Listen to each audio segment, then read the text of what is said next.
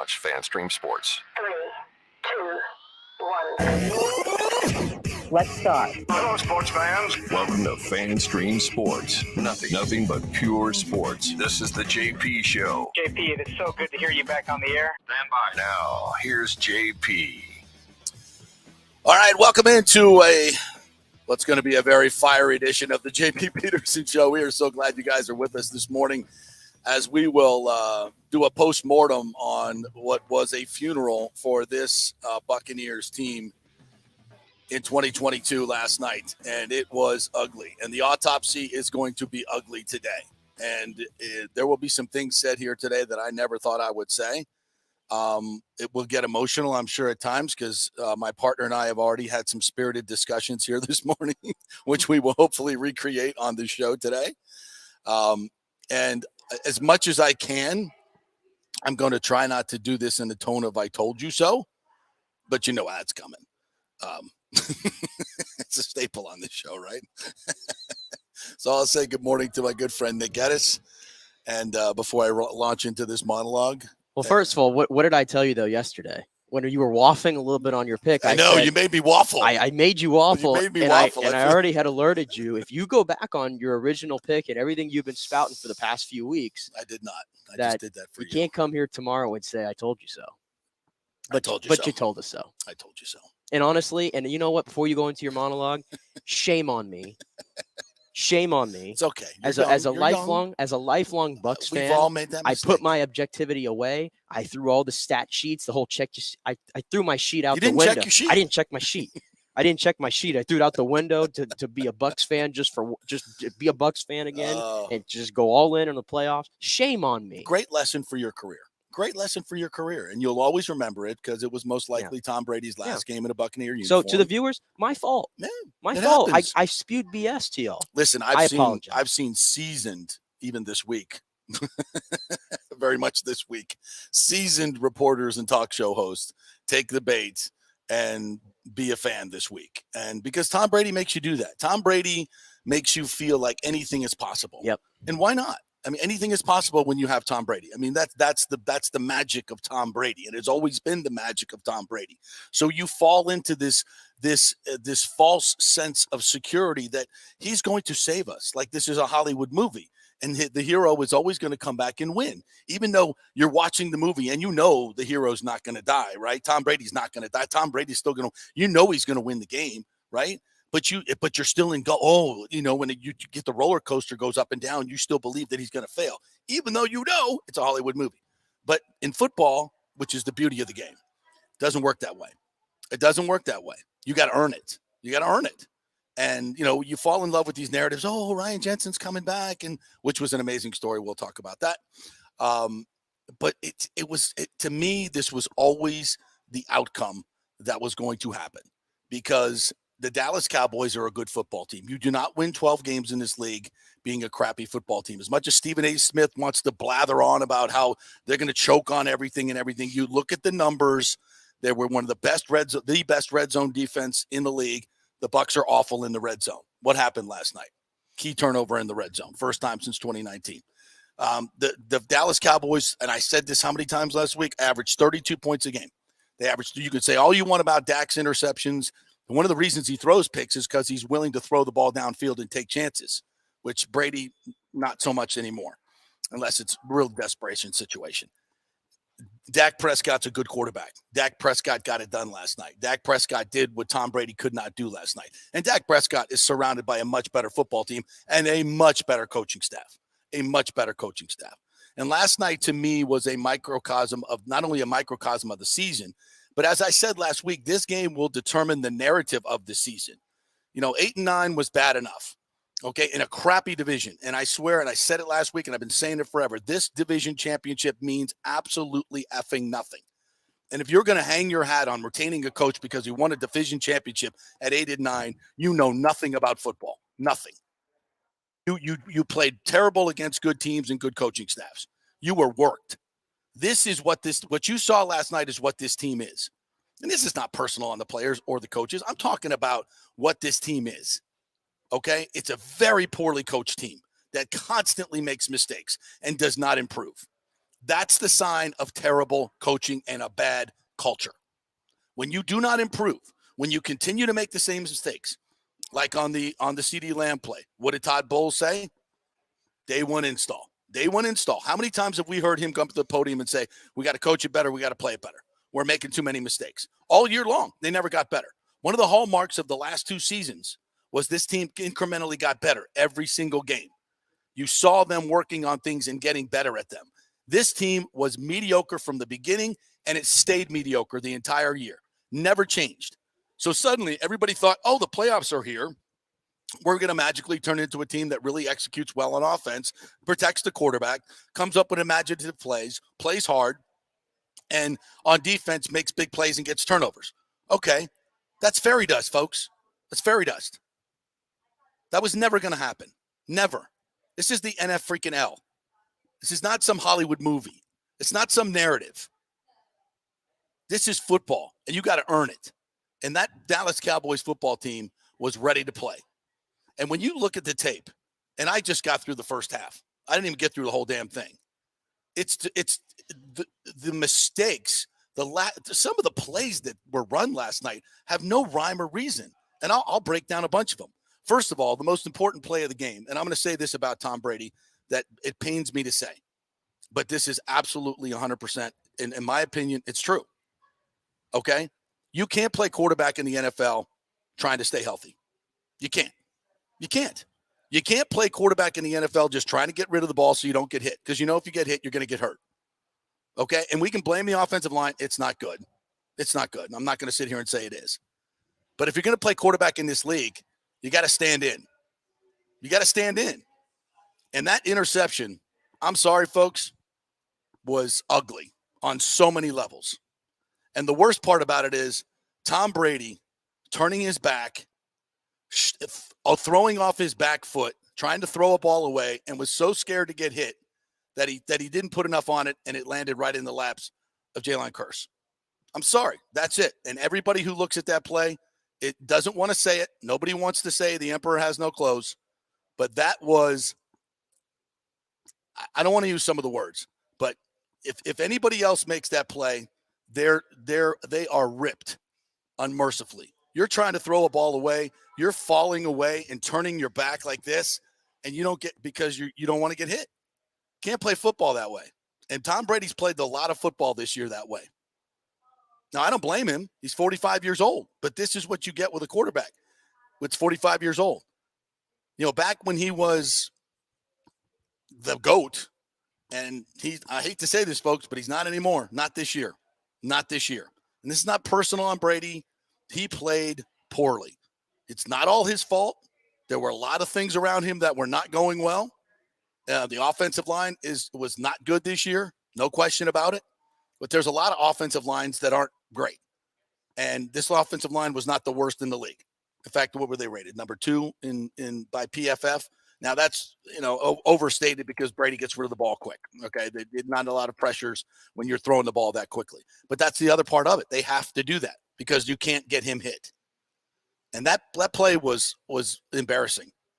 And that's why Brady hit himself on the head and was just beside himself. He's going to look at that tape and go, man, that is, it's hard for me to say, but this is a man's game. You got to play this game with all-out courage and abandonment, even if you're the quarterback. Look at Dak Prescott last night, running an option play and sticking his head in there trying to score a touchdown. And I know Dak Prescott's in a different part of his career than Tom Brady, but that's what it takes to win a Super Bowl. And when Tom won a Super Bowl, he was standing in there. He wasn't taking as many hits because the offensive line was better. I get that. And this is what we talked about all year long. Everything around him has to be perfect, or it's going to be a tough sled. And that when it wasn't perfect this year, that's the thing about 2020, everything came together perfectly. 2021, it was pretty good. This year, it disintegrated. And a lot, some of that's on Tom, some of that's on the coaching staff, some of that's on personnel, all of that, which we're going to get into. And even on that play to me was what this offensive season has been all about. If you go look at that play, you've got 2 receivers to the left, Gage and Evans. You got Chris Godwin to the right, and they're on the far hash, by the way. So the play is a play action from the shotgun, which, by the way, they get first and goal at the 5-yard line and don't run at all. Don't even attempt to run. Don't get me started on the running game. So they go play action. So the idea is to suck the linebackers up, to give a little bit of room for a Godwin who's man-to-man, run a little slant, just dump it over the top, touchdown, right? Why is Chris Godwin first of all, why are you running the short side of the field? There's no room. Then he's lined up tight. Why is Chris Godwin lined up tight if he's running a slant? With all that congestion in there, you've got, just go look at the play, all this congestion in there. Even if the linebackers take the fake, which they did, they can just still stand up and put their hands up. There's nowhere to throw the ball. There's no throwing lane because he's lined up tight. What is the design of this play? It's awful. If you're going to go on a slant, put him out wide to give you a bigger window to throw in where there's not 17 hands up. What is that play? And on the offside, they're also tight, not spreading them out, which is one thing I hate about our offense. We go every tight formation in the red zone. Why? You have to defend about 20 yards of the field. That's it. So Evans and Gage doesn't even run a route, but he runs to the middle, which I don't understand that. Bringing your defender into the middle where you're trying to throw even on the other side. And Mike Evans runs across right at where Godwin was coming on the slant. And it's pushing his man for some reason. I don't know what that part of the play is. And his man, Curse, is sitting there in the middle of the end zone to accept the gift from Tom Brady. Now, if they run some type of route to the outside, Curse isn't even there. There's no congestion. I don't even know what the hell Evans is doing, what the design of the play is. It's an awful play. And then your quarterback just shies away and throws it, doesn't get enough on it as he's trying to throw it away and throws a pick. After a 14-play drive that because Maher can't kick an extra point, you probably would have gone up 7-6. And let me just be frank here. They were never going to win that game. But if they had a chance to win it, that was it. Even the score or take the lead, crowds into it. Dallas starts to feel a little bit of the pressure. Now you got a game. But that so flipped the emotion of the game. I think it took Brady. I think Brady was so upset about what happened that he seemed to kind of be out of the game the rest of it. He was terrible. He was missing open guys. He couldn't complete screen passes, basic screen passes. It was brutal. And again, not all on Brady. A lot of that is play calling. And don't be fooled, folks. Tom Brady is the man in charge of the offense, not Byron Leftwich. Byron Leftwich is part of it, no question about it. But whatever Brady wants, Brady gets. And Brady wanted to throw the ball 66 times last night. Can't win that way. And I know he gets frustrated with when runs don't do anything. Everybody does. But you're going to pop some, and that keeps the defense off balance. You saw Dallas last night. They started with no runs, and when did their game start going? When they started to run the football. And they had some minus plays. They had some minus plays in the run game, but they stuck with it. Then Pollard popped one for 12. And Pollard popped one for 18. Todd White popped one for 12. Never went back to it. Can't play football that way. And to me, that's a big part of this as well. They have nobody that says no to Tom. Nobody. And that's not a good thing. Tom should obviously be intimately involved in everything, but he can't be the guy that's making all the final says. And I'm not going to sit here and say I know that for certain, but I've got pretty good intel that whatever Tom wants, Tom gets. And let's be honest, isn't that common sense? Bruce Arians was the one who said, no, we're not doing that. No, we're not doing that. No, we're not doing that. And Tom didn't like it. And this is what we get this year. To me, this is the culture that we've created. All right? And it's not just about Tom Brady. A lot of this is about Todd Bowles. And I'll move over to this side of it. That's the Brady factor. And I know so many people in this market have been talking about, hey, let's Todd Bowles won a division championship. They back-to-back. They've never done this, blah, blah, blah, blah, blah. Look at the tape. Look at the tape.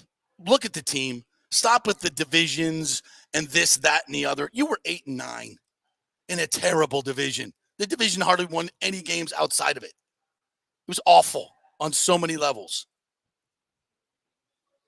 You won nothing. You were a mediocre football team. You went from a 13-win team to a mediocre football team. You went from 30 points a game to 17 points a game.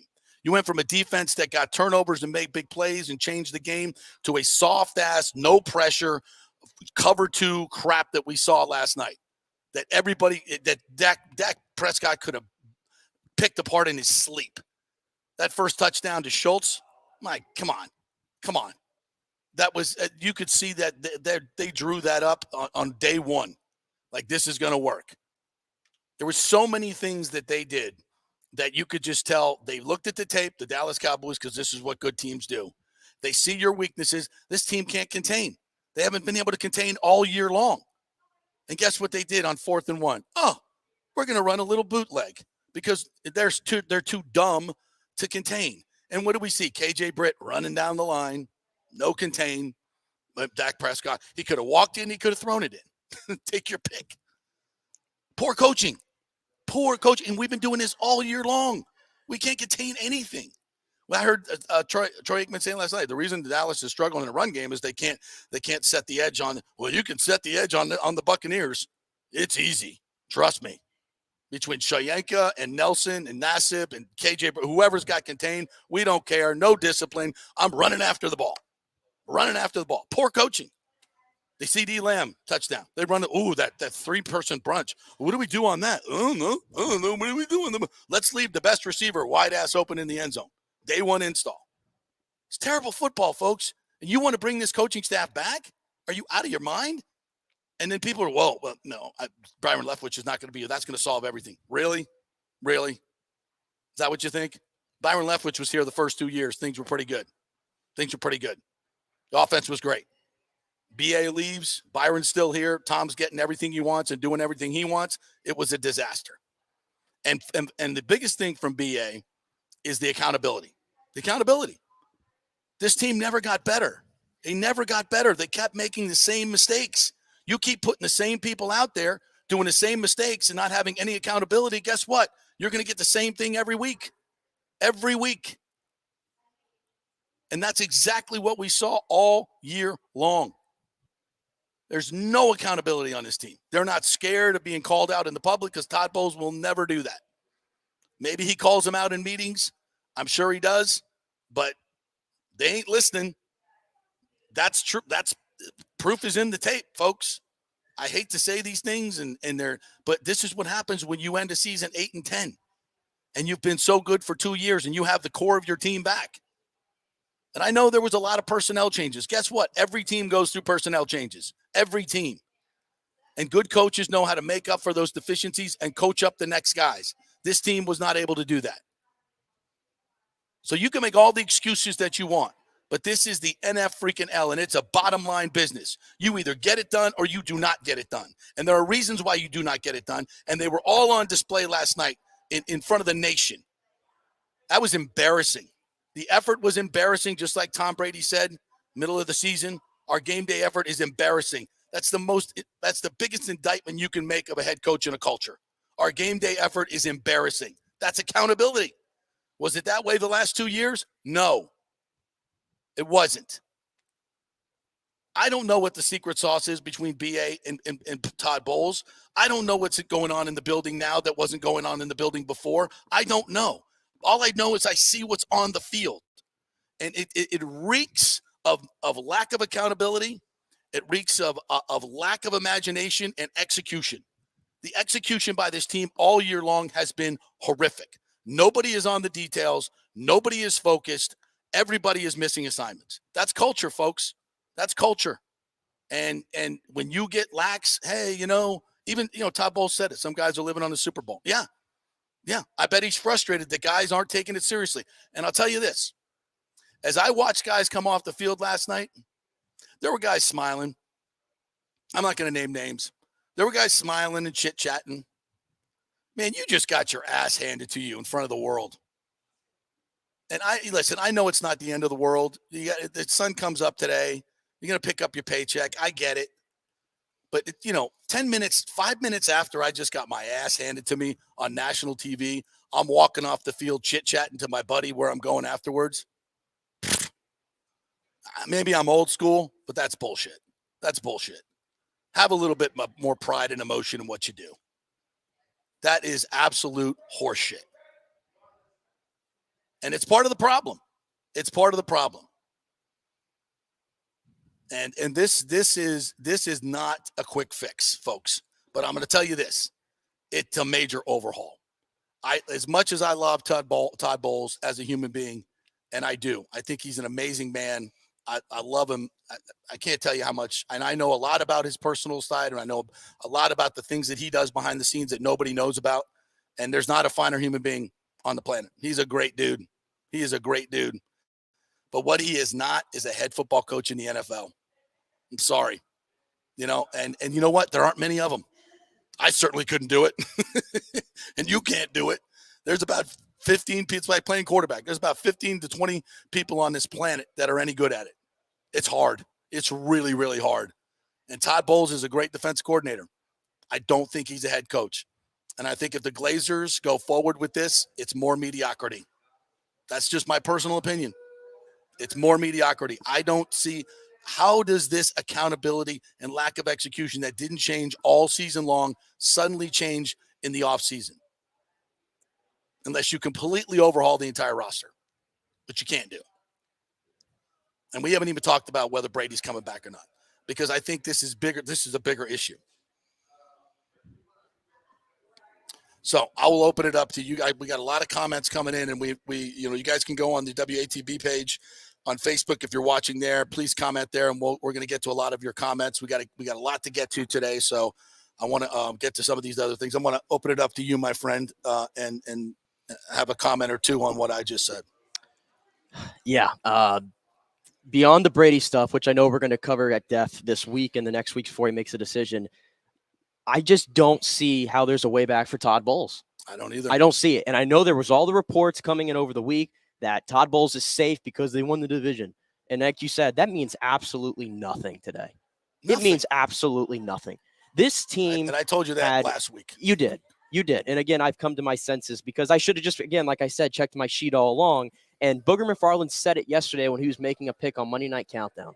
And it stuck me because you've been saying it and a lot of people have been saying it all year long. Teams show you who they are. Why change now? Right. And going into this game, I had a sliver of hope that they were going to, like Tom Brady said in his podcast last week, the 60 best 70 plays they have, we're going to see it. That maybe the things they've been hiding, we're going to see it. Ryan Jensen comes back. None of it meant anything. No. None of it meant anything. This team was a disjointed mess, as I've been saying all year long. Too much noise. Yep. Noise wins nothing. Yep. And I just watched a great Super Wildcard weekend where every team showed me something at some point. Even the Seahawks were beating the 49ers at halftime. Found a way to do it.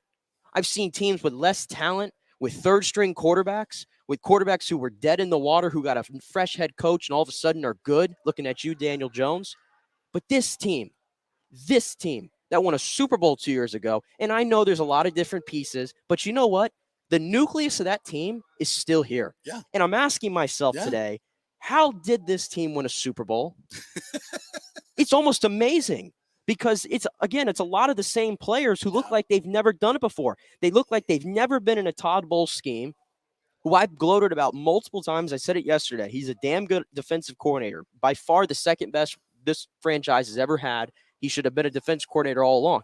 But you know what? The last 2 years, his defense has let this team down in big games. Yep. Last year, what happened in the Rams game when Tom Brady willed this team all the way back? Yep. And what happened on the final drive? Disaster. Coverage bust. Sean Murphy Bunting can't stay on his feet. And by the way, who was starting last night at corner? Sean Murphy Bunting. Jamel Dean didn't sniff the field. Got 0 snaps on defense. He's been your most consistent corner all year long. He's in a contract year. He showed up. And guess what? Because he has a little illness, a toe injury, even though he obviously was healthy enough to play, we're going to ride the hot hand for a guy who has shown you who he is for the past 4 seasons. Oh, because he had a little hot streak at the end of the year? No. Sean Murphy Bunting is who he is. That's an awful decision, but it's not that surprising.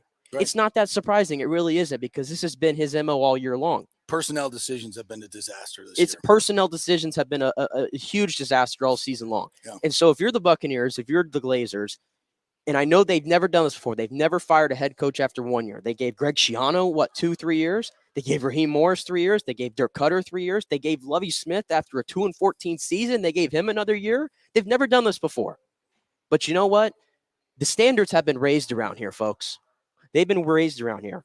And as long as if Tom Brady wants to come back, guess what? He can't do it with Todd Bowles as the head coach. This is an unserious coaching staff and an unserious culture. And you can't continue this way. I agree. You cannot continue this way. So I hate to be so hard on Todd Bowles this morning. And again, it's strictly football. It's not personal. Of course. But he's not good enough because every coordinator that was on that field last night, Dan Quinn, Kellen Moore, they would be way better head coaches than Todd Bowles. They coach circles around. Kellen Moore coached circles around Todd Bowles. He gets a lot of fire in Dallas, but he totally outcoached Todd Bowles. Totally outcoached. I mean, absolutely. Dak Prescott played. And I don't know if he would be such a great head coach. I've seen Dan Quinn. I've seen Dan Quinn get to a Super Bowl. Yeah. He's a really good. Yeah. He's a really good coordinator and probably a good head coach. But Dak Prescott played one of the best games, if not the best game of his career. I'm not taking that away from him. But the Bucs made it easy. It was easy. It was easy. There's guys running wide open. Dalton Schultz had one contested catch on the sideline, which, by the way, did he want that ball or not? He did. He wanted that ball. He did. I don't see that with the Bucs. I don't see that a lot with the Bucs. But regardless of that, he was wide open all night. CeeDee Lamb gets wide open on a 4th down. Gotta have it. And you can't cover the best player on the entire damn field. You can't do it. No. And what have we talked about all year long? You know, when you got a 4th down or a key 3rd down, what's your best play? What you have studied this tape all week long, you know where their deficiencies are. And by the way, the Cowboys had 2 backup corners last night? They picked Xavier Rhodes off the freaking street. And where did they exploit him? Where did they exploit him? They didn't, which is what we've been saying all year. But here's the thing. The Steelers had 6 guys that were emptying the trash the week before. And we couldn't beat them. Now I don't necessarily agree because, so we'll get to the Brady stuff here in a second, but I know you asked him the question, where were the long shots? Yep. I don't necessarily disagree with what he said on that because, listen, last night there was disarray in front of him all night. The offensive line, which has been much maligned all season, I think maybe me and you have been a bit more gracious on them. Yeah. Maybe it wasn't as bad. Maybe I was drinking the Kool-Aid, smoking something. I don't know. Last night, Ryan Jensen gets put in there. It meant nothing. Because Donovan, you want to know why it meant nothing? Because on the first play of the game, he is lined out right there in front of Micah Parsons, one-on-one. And Micah Parsons just ran right by him. Yeah. Just ran right by him. And it wasn't just him. Luke Gedeke had his moments. Ryan Jensen obviously had his moments. Tristan Wirfs had his moments last night. The entire function. I don't know. I mean, we can rip Brady all we want, and I know that's where we kind of disagree a little bit. I don't know what quarterback could have stood in there last night and done anything. And clearly, the only offense they had was behind line of scrimmage. Always get the credit when they win, and none of you folks want to say anything bad about him when they lose. And when he's going down the field in 2 minutes, he looks great. Yeah, because as we've said, we removed the offensive coordinator, and it's a different situation. And Brady plays great in that situation, but we don't do it very much. But it's not just on the offensive line. Brady was. I agree with you. Brady was awful last night because his accuracy. Even when he had time, the accuracy was just off. And if you're looking on a wide open throw, and this is if you're looking for any sort of decline in Tom Brady, looking like a 45, it's the accuracy. It's not the throwing power. It's not that. The accuracy is going, and it's going quick. Yeah. By the way. Yeah. And that might sound harsh. But just look at the tape. Yeah. Turn on the tape. Look at the numbers. What you saw last night. We didn't see that the last 2 years. It's as simple as literally. I think it was right before the half, right, where the Bucs, they were never going to go down. They needed a Hail Mary, whatever. But it was a simple out route to Mike Evans, like pitch and catch, like practice. Yeah. He couldn't even complete that. Nope. Completely off on that. And that never happens. And that never happens. That never happens. No, he has been way more inaccurate this year than he has ever been. I want to get to since we don't take calls here, I want to get to a lot of your guys' comments here real quick. And if you see some, pop them up as you like. I don't believe Brady is leaving. Where would he go? He's made it clear that he doesn't want to play on the West Coast because all of his children are here. All right. I'm going to transition into the Brady stuff here in a minute, so we'll get to that. I want to just get through a lot of the comments. And by the way, I'll just preface it right now by saying you guys keep coming at me with, oh, the Saints have said this. Oh, the Dolphins have said this. It's all window dressing, folks. It means nothing. It means nothing until they get into negotiations on who's going where, what the options are. We don't even know what the options are. Miami doesn't know if Tom wants to come play there, but they might know already. Yeah. But what else are they going to say? What else is Miami going to say right now about Tua? we're actively we're going after Tom Brady. No, come on, use your freaking heads here, okay? Yeah.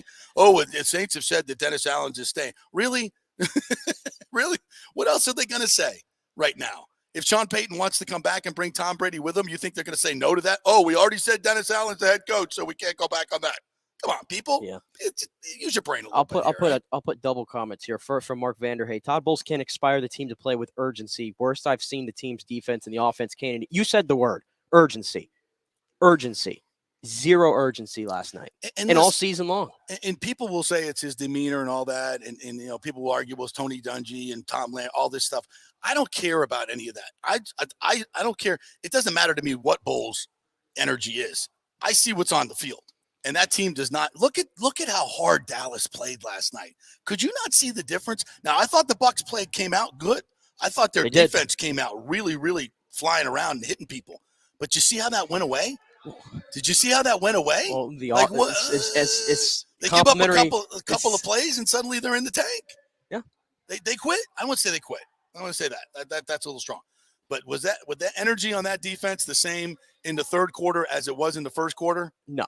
Hell to the no. And then Dak Prescott was rattled to start the game. He was clearly rattled. He was rattled. You were getting pressure. You were getting 4 home routinely. Vita Vea got a sack. Oh, and you thought it was going to be a great night. Yeah. I don't think they touched Prescott after those first 2 drives all night. I don't think they did. I don't think they did. And where were the pressure packages? Non-existent. Yeah. Non-existent. We played the no pass rush, soft zone defense tactic. Yeah, and we talked a lot about. Let's go for that. We talked a lot about the Akeem Hicks and Vita Vea. Having those guys both in there, you're going to stop the run. I know that it looks like Dallas. They only had 3.6 yards per carry, but I think that doesn't tell the whole story. No, it doesn't. They had their way. A lot of that was give up runs at the end of the game. No, they were getting chunks though, 3-4s, 3-4s when they needed. But listen, when they needed it, folks, they did anything they wanted to. And again, the Bucs played with a lot of energy early on. They played well, but what did Dallas do? They made adjustments. They saw what the Bucs were doing, and they said, okay, they're going to play this zone defense. We're going to go. We know exactly how to attack that. Let's go ahead. And suddenly, you got guys running free through that zone defense with no pressure, and they're just chewing it up. I like this one. This is my favorite, Michael. Yesterday I was Nick. Today I'm JP. That's the roller coaster of the 2022 Bucs season. That's so true. I think I covered this other Leo comment. But I'll put it up here again. Miami just came out yesterday along with Adam Schefter and announced Tua as their starter in 2023. I think it's between us or Miami. I think also Brady wants to know who the OC will be post Byron. Of course he does. Yeah. And I'm going to give some scenarios where Brady, I think, would stay here and other things. But first of all, when Miami says now has absolutely no bearing on what's going to happen. And first of all, how can they even say that about Tua? They don't know how he's going to recover from his concussion, right? That's a complete unknown. Don't believe anything people say at this time. Right, that's a complete unknown, folks. Anything. Like they don't even.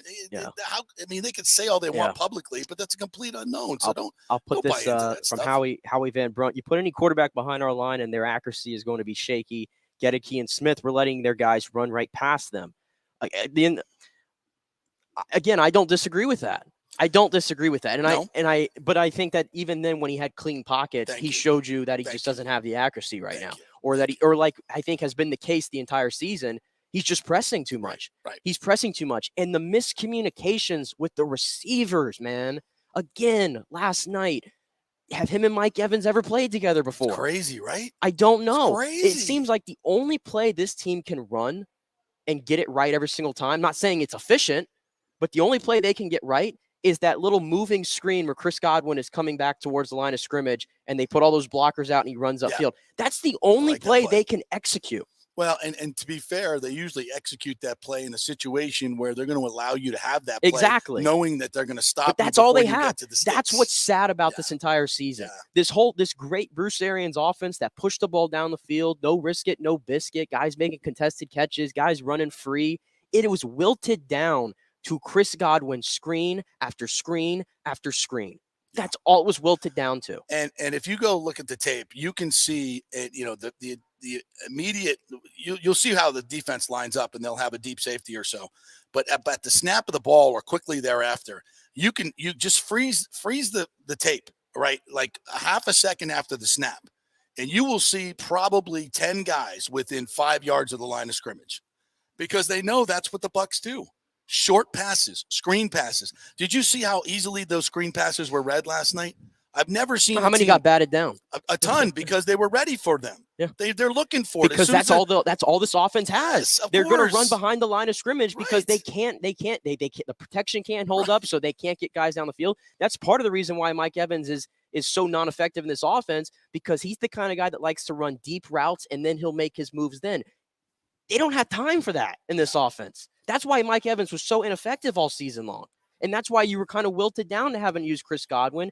And you don't, and let's be honest here, jackass that he is, Antonio Brown was pretty damn good. And you know what? They tried to replace him in Russell Gage. And by the way, first off to Russell Gage, that was a horrifying injury. That was bad. Praying for him that he makes it out okay. Very much so. But very much on the football field for the season, he just was not what they expected him to be. He was injured early on. He was injured all season long. And he just never This he never season was a wash from for him. Yeah. So we'll see. But I think there's better in him. There is. But he just, he was kind of just there like is. this season. But he was hurt my early point and there never is recovered. they missed a very shifty receiver that could create his own separation like Antonio. Didn't Brown. have a third person. They just never had it. I'm going to tell you, I saw at least one time last night, maybe two, where Devin Tompkins was on the outside one-on-one on, I don't know who the corner was, but he was big and slow. And Devin just ran right by him. He was man-to-man. The safety wasn't, and he just ran right by him. And Brady never even looked that way. Well, instead, he came back to the left and threw a pass to Godwin with 4 guys around him. Brady got so dependent on Godwin and Evans that he never really I'll tell you who was dependent on a lot last night, and this is mind-boggling the entire season because they've had zero connections. Was Cam Brate. Jesus. Again, you look at this game plan, and I'm going to go through another play. So you guys remember the bootleg play? Yeah, the quadruple coverage. Into quadruple coverage, and I was breaking this down to you. So on this, which I loved, I've been calling for the bootleg all year long, but I just figured Brady didn't want to do it and couldn't do it. He looked great out there on the bootleg. So they go all the action to the left. And the entire defense comes up to the left. They got Cameron Brate on the right, and single wide out on this particular play was Evans on the right, and you're on the left hash. So it's the tight end throwback. I love this play; it always works. But the Bucs didn't run it like everybody else runs it. Of course so they go. Everybody flows to the left. Keith does a great job on Micah Parsons, keeping him away from Brady on the bootleg. So he's out free on the right side, right? There's one player within 40 yards of him. And for some reason, Mike Evans runs into the middle of the field, and there's nobody on the right side of the field, anywhere on the right, not one receiver. When you run this bootleg, you give an option for Evans should have gone in and then gone out to take that deep safety to the right corner. And first of all, if Evans does that, he's wide open. You don't even need the backside throw on that. And if you leak somebody else out across, they're wide open. There's nobody there. But for some dumbass reason, we're using slow-ass Cam Brate, who comes from the right side tight end, comes across the formation and up the left side. Now, initially, he's open, okay? But he's so freaking slow because it's Cam freaking Brate. The defender bites up, takes about 4 steps up. Cam goes by him, but the defender turns around and he's next to him within a half a second because Cam is so slow. Yeah. Why are you running Cam Brate on that route? Whose idea is that? That's the dumbest thing I've ever. So the middle safety has time to get over because Brady takes too long to get rid of the football. There's nobody on the right side to hold him. Evans is doing nothing in the middle of the field. I mean, it's the most ill-conceived bootleg play I've ever seen in my life. If that's how they drew it up, we definitely have the worst coaching staff ever.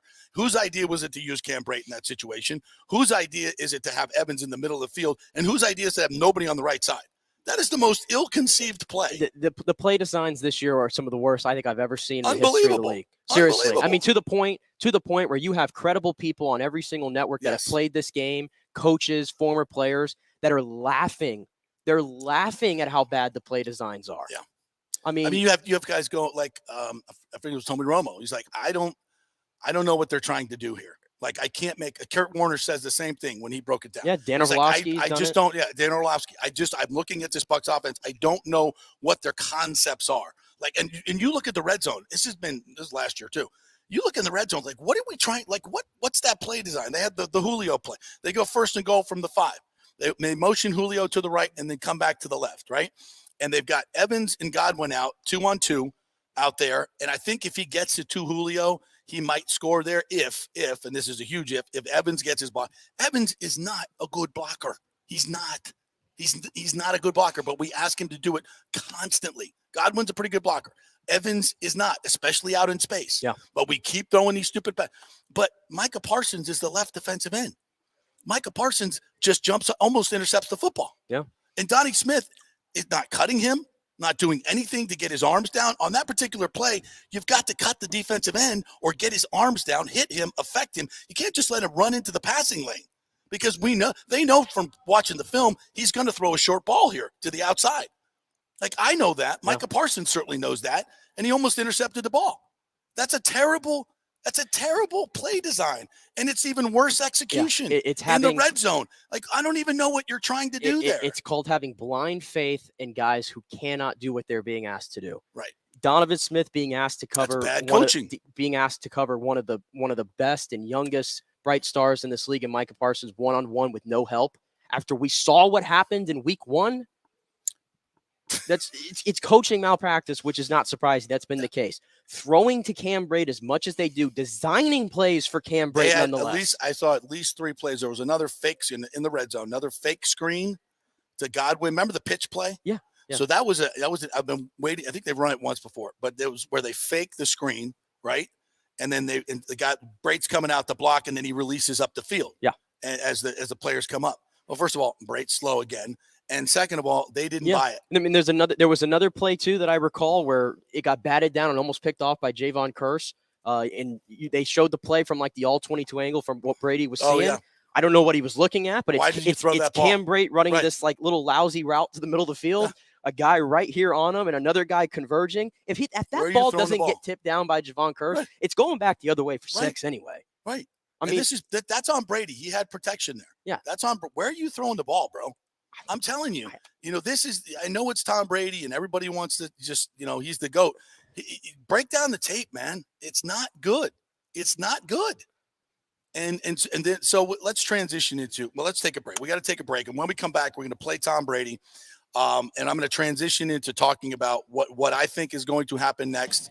The signs that we saw last night that you probably did not see as I was down there in the tunnel when his parents came off the field, very telling. So we'll get to all that when we come back. We're brought to you by Bay Area Modern Medical Center, BAMMC.com. Chris Lugo was on the show yesterday talking about the stem cell therapy that Ryan Jensen, most likely, we talked about that. We'll get into that a little bit later on.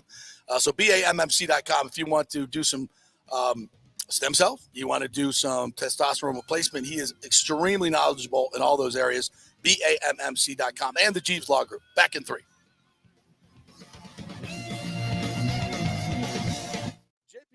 Jeeves Law Group. I've known Scott Jeeves for quite some time, and he's just like us, a huge college football fan. He loves his Gators.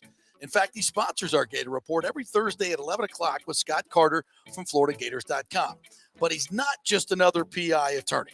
He is a ferocious advocate for his clients. Scott Jeeves is a board-certified civil trial lawyer and a certified circuit court mediator practicing in Tampa Bay for over 30 years. He is an AV preeminent rated civil trial lawyer and certified circuit court mediator. Folks, these designations are not just given out. They're given only to the best trial attorneys. But more than anything, Scott takes these cases personally. I've heard it from his clients. He's a fighter you want on your side. Insurance companies hate it when they see you're represented by Jeeves. He's just different. 727-894-2929 or go to JeevesLawGroup.com. That's JEEVES lawgroup.com and tell him JP sent you. Now is the time to make sure your home insurance is in order. In the last year, many of us have made improvements to our homes. So call the folks at Italiano and discuss these upgrades to make sure you have enough coverage. According to a recent report, almost 64% of homeowners don't have enough insurance on their home, which is their most valuable asset. Also, a great time to make sure you have flood insurance. Even if your mortgage company does not require flood insurance, your home could still be at flood risk. Another big item as we enter hurricane season is making sure your pool enclosure is added to your policy and there will be no issue at claim time. That happens a lot.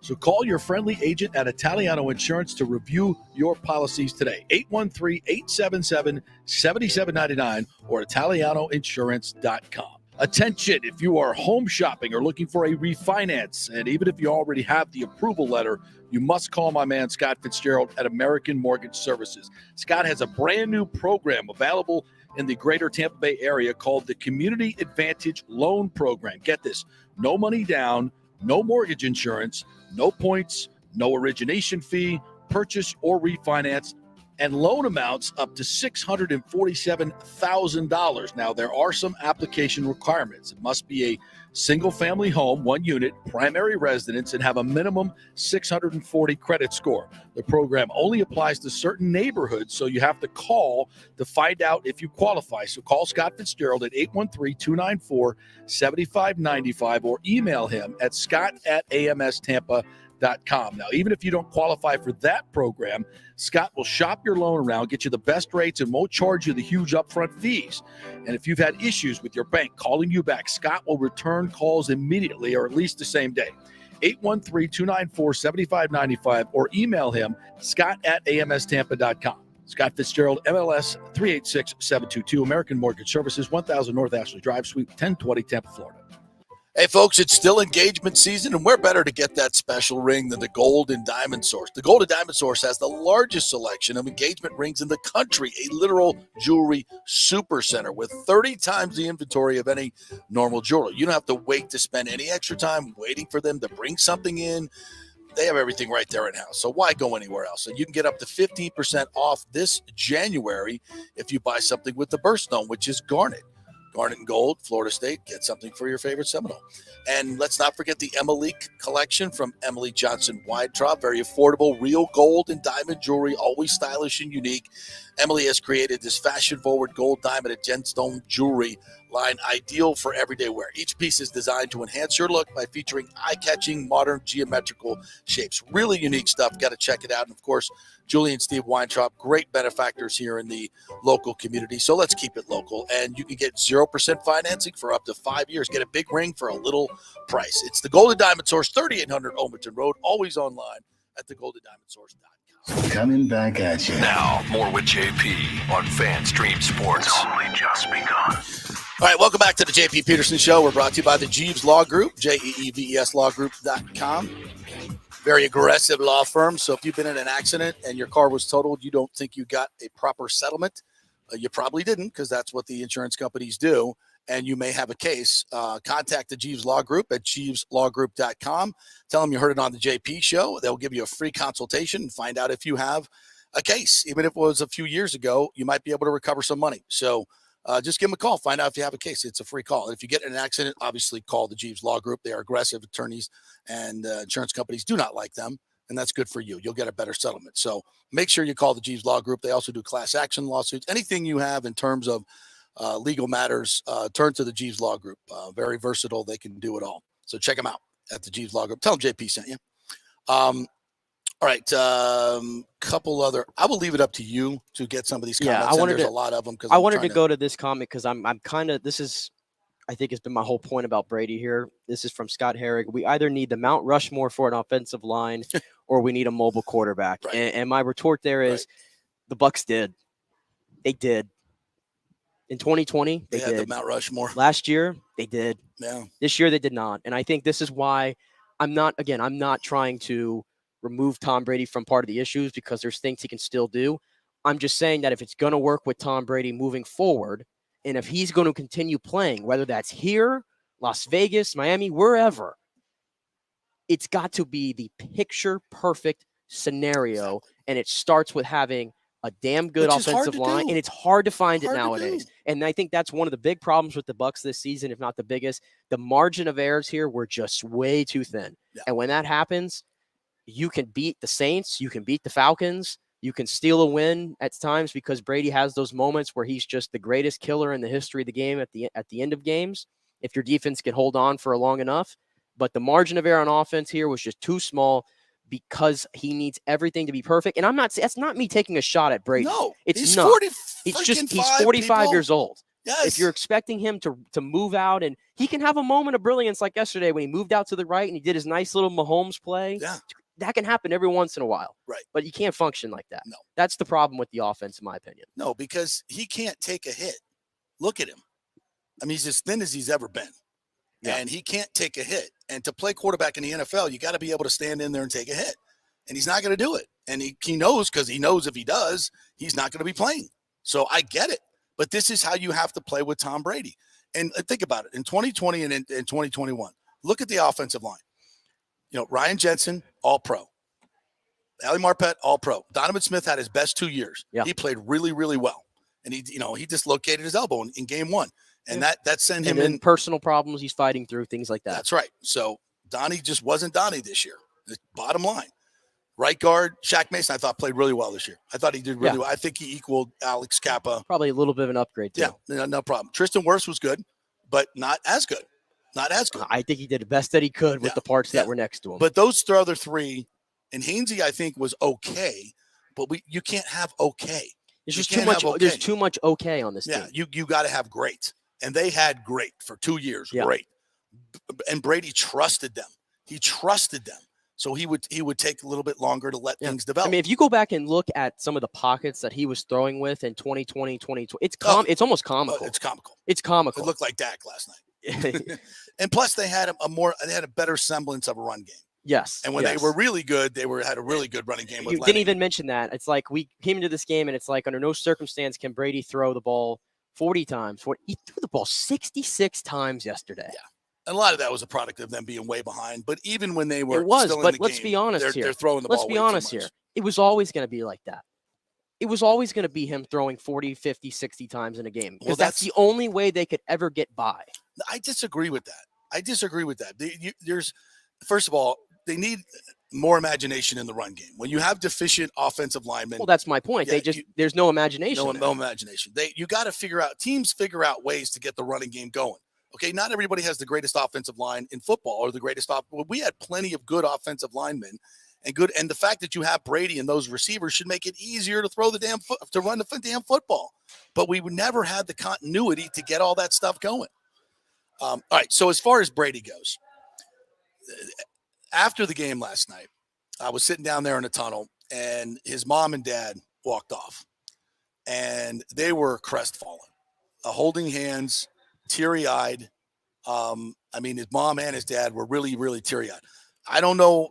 They're not usually down there on the field at the end of the game. No. They're not.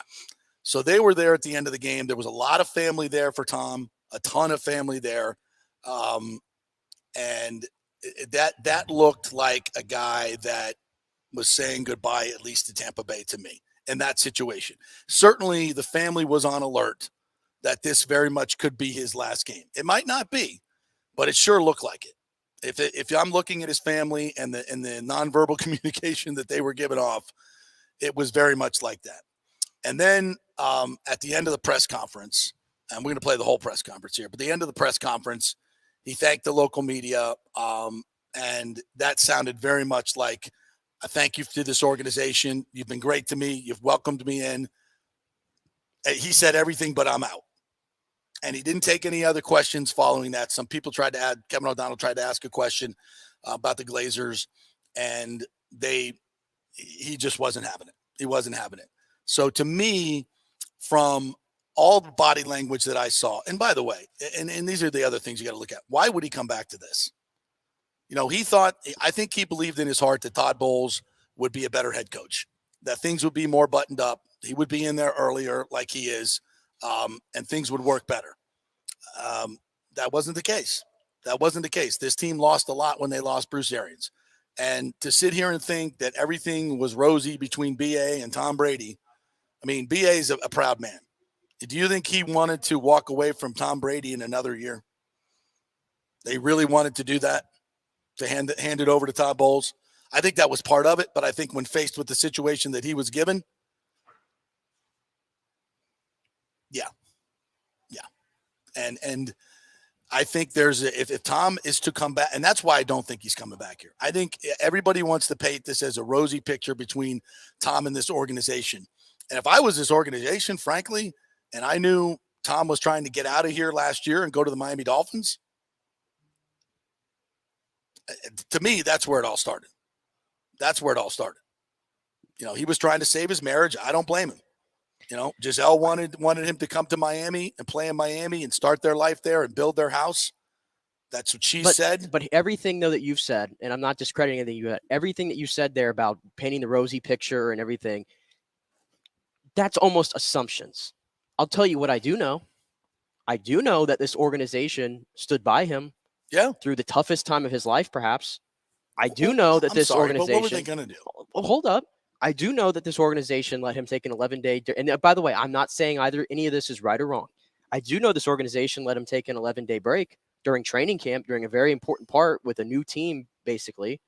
I do know this organization let him take off, a Saturday walkthrough, whatever, and go to Robert Kraft's wedding, right or wrong.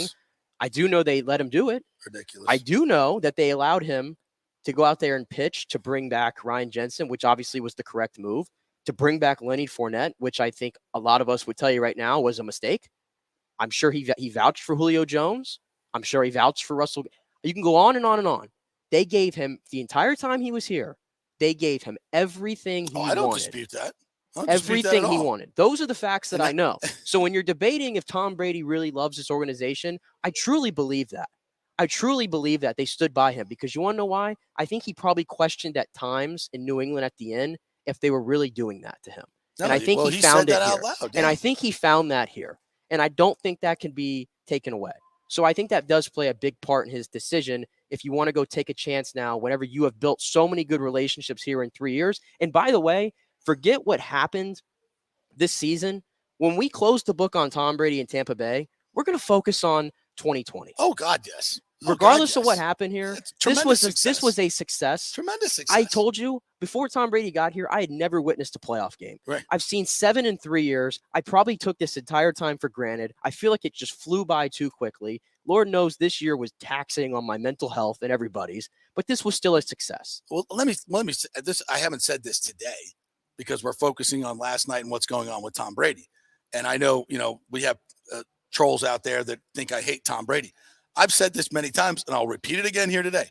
Tom Brady coming to Tampa Bay is the greatest thing that ever happened to this franchise. Full stop. Any sports team in this entire Full stop. Any sports team in this entire thing. Full stop. That's it. It's the greatest thing that I love. That 2002 team, love it. You can make the case that was the greatest thing that ever happened previous. Obviously, they won a Super Bowl. I love that team. Love that team. Love those guys. Those are my guys. They're friends of mine today.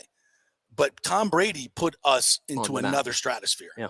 And he won a freaking Super Bowl in the middle of a pandemic. Yeah. And then he gave us 13 wins the next year and took us into another playoff win and almost got us back again. Yeah. Those were the best 2 years with Brady and the attention and everything that's going on. A full Raymond James Stadium, which I had never seen before. I mean, thank you, Tom. Thank you, Tom. Thank you, Tom. Awesome. I'm incredible. When I'm talking poorly about Tom, first of all, I'm talking about his play and what has happened on the field. And the things that happened off the field that led up to what happened on the field are pertinent as well. And I don't disagree at all. This organization is rolled over for Tom. Anything you want, Tom, which is exactly what they should do. Absolutely 100%. But there has to be some balance in there. There has to be some people saying no. That it's some people saying we're not going to do that. You know what? I know you want to catch a pass in Germany.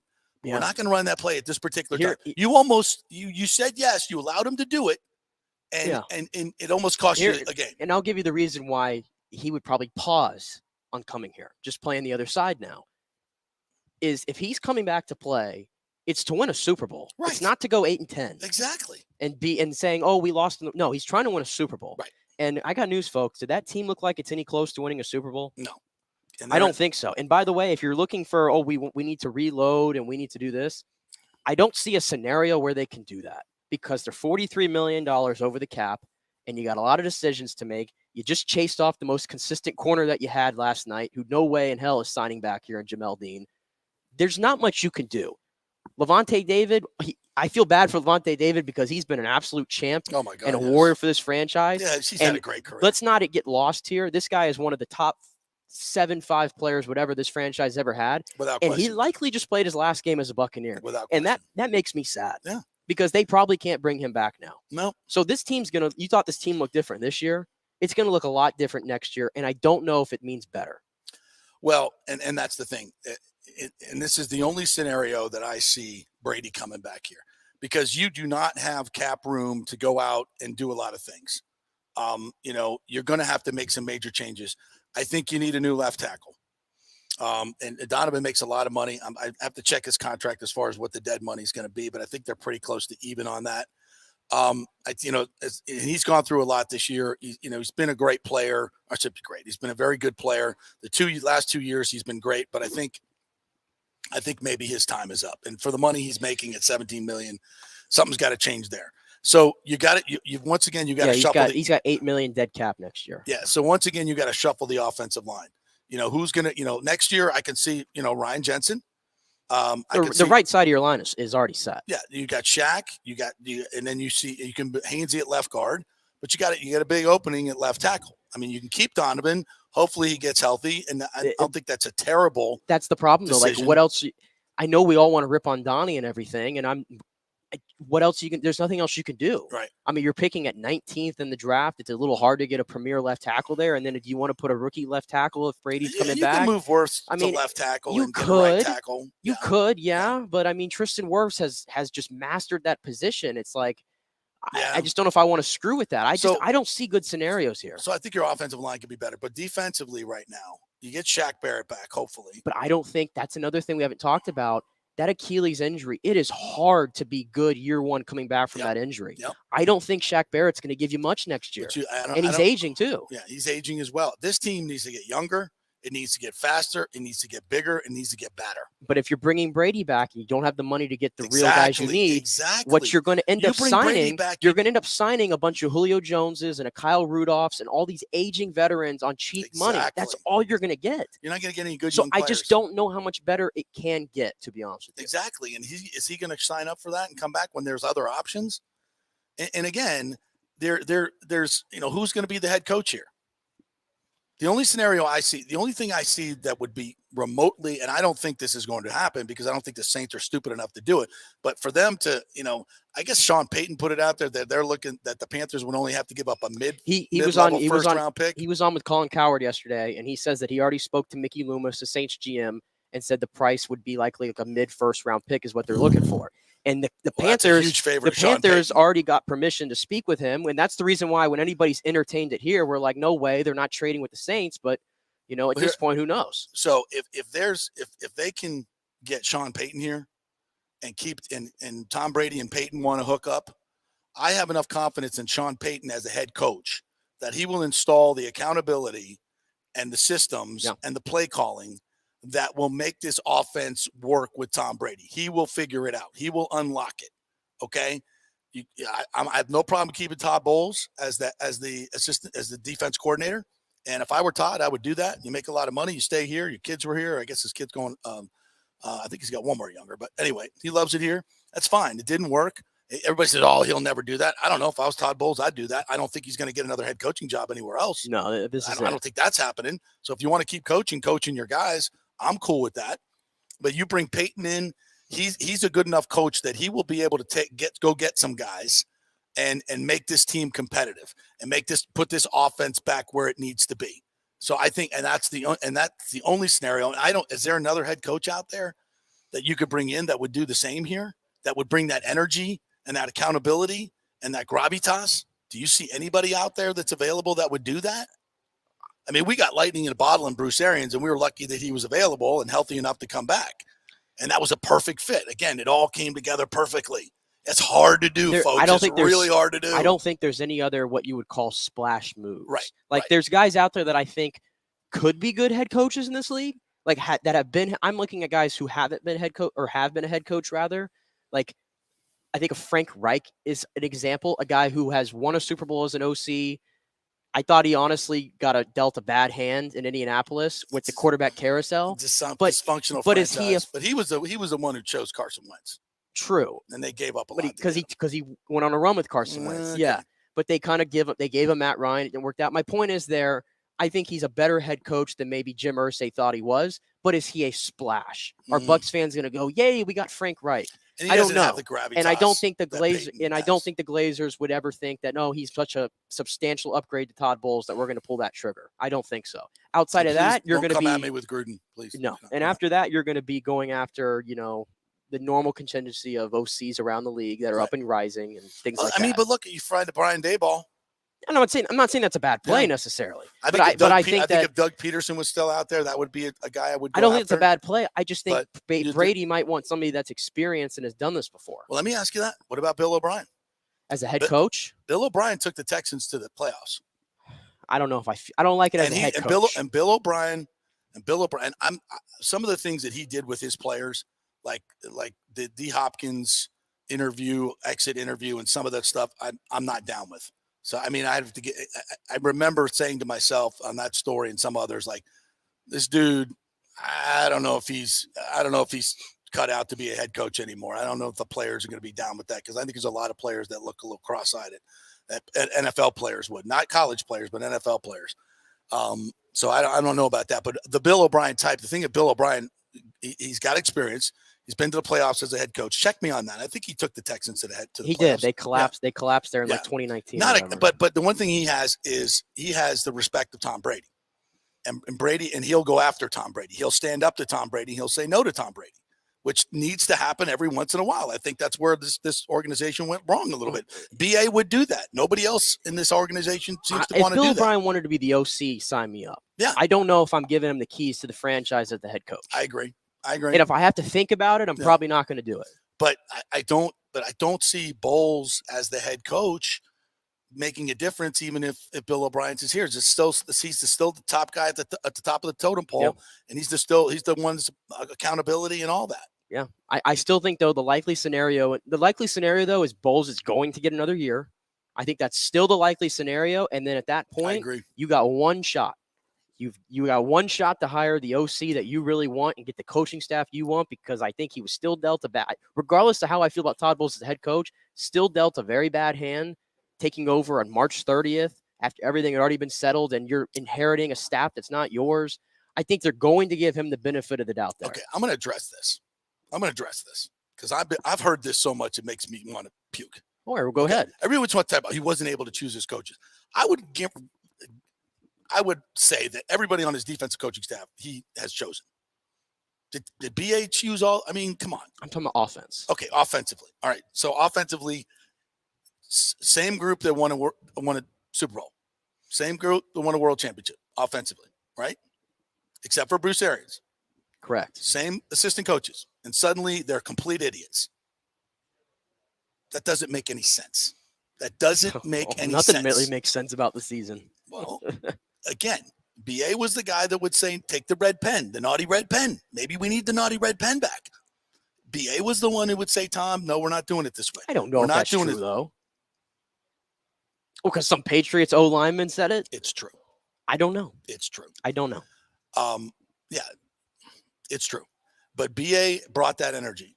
He brought that energy and of accountability and culture, and then Tom took it to another level. And everything worked perfectly. And when he was taken out of the equation, a lot of stuff did not work perfectly. Okay, so if you bring in Bill O'Brien, I think that's a great thing, because it tells Tom there's certain things that we're not going to be able to do, and we are going to run the football. We're not going to throw it 66 times. I'm not doing that. So I think that's a big part of it. But Bowles is the key thing here. You're not going to change the culture if he's still the head coach. You're not. I agree with that. I'm just telling you from the organization standpoint, I don't think they're going to make, regardless, I don't think they're going to make that. They're not going to make that move is what I'm saying, of firing Todd Bowles, unless they have a splash hire coming down the pike. And I don't think Frank Reich / Bill O'Brien or any other name not named Sean Payton checks that box. All right, well, let's get to the Brady postgame here. And then we'll get to some of your comments as well. Here's Tom, 4 minutes, 35 seconds, I believe, of a little bit of something here. And pay attention more about how he says things. Not the way we wanted to end it, but we didn't deserve it. I give them a lot of credit. They played a good game, made a lot more plays than we did, and so tough night. Dallas do anything defensively that was at all surprising out there from a scheme standpoint?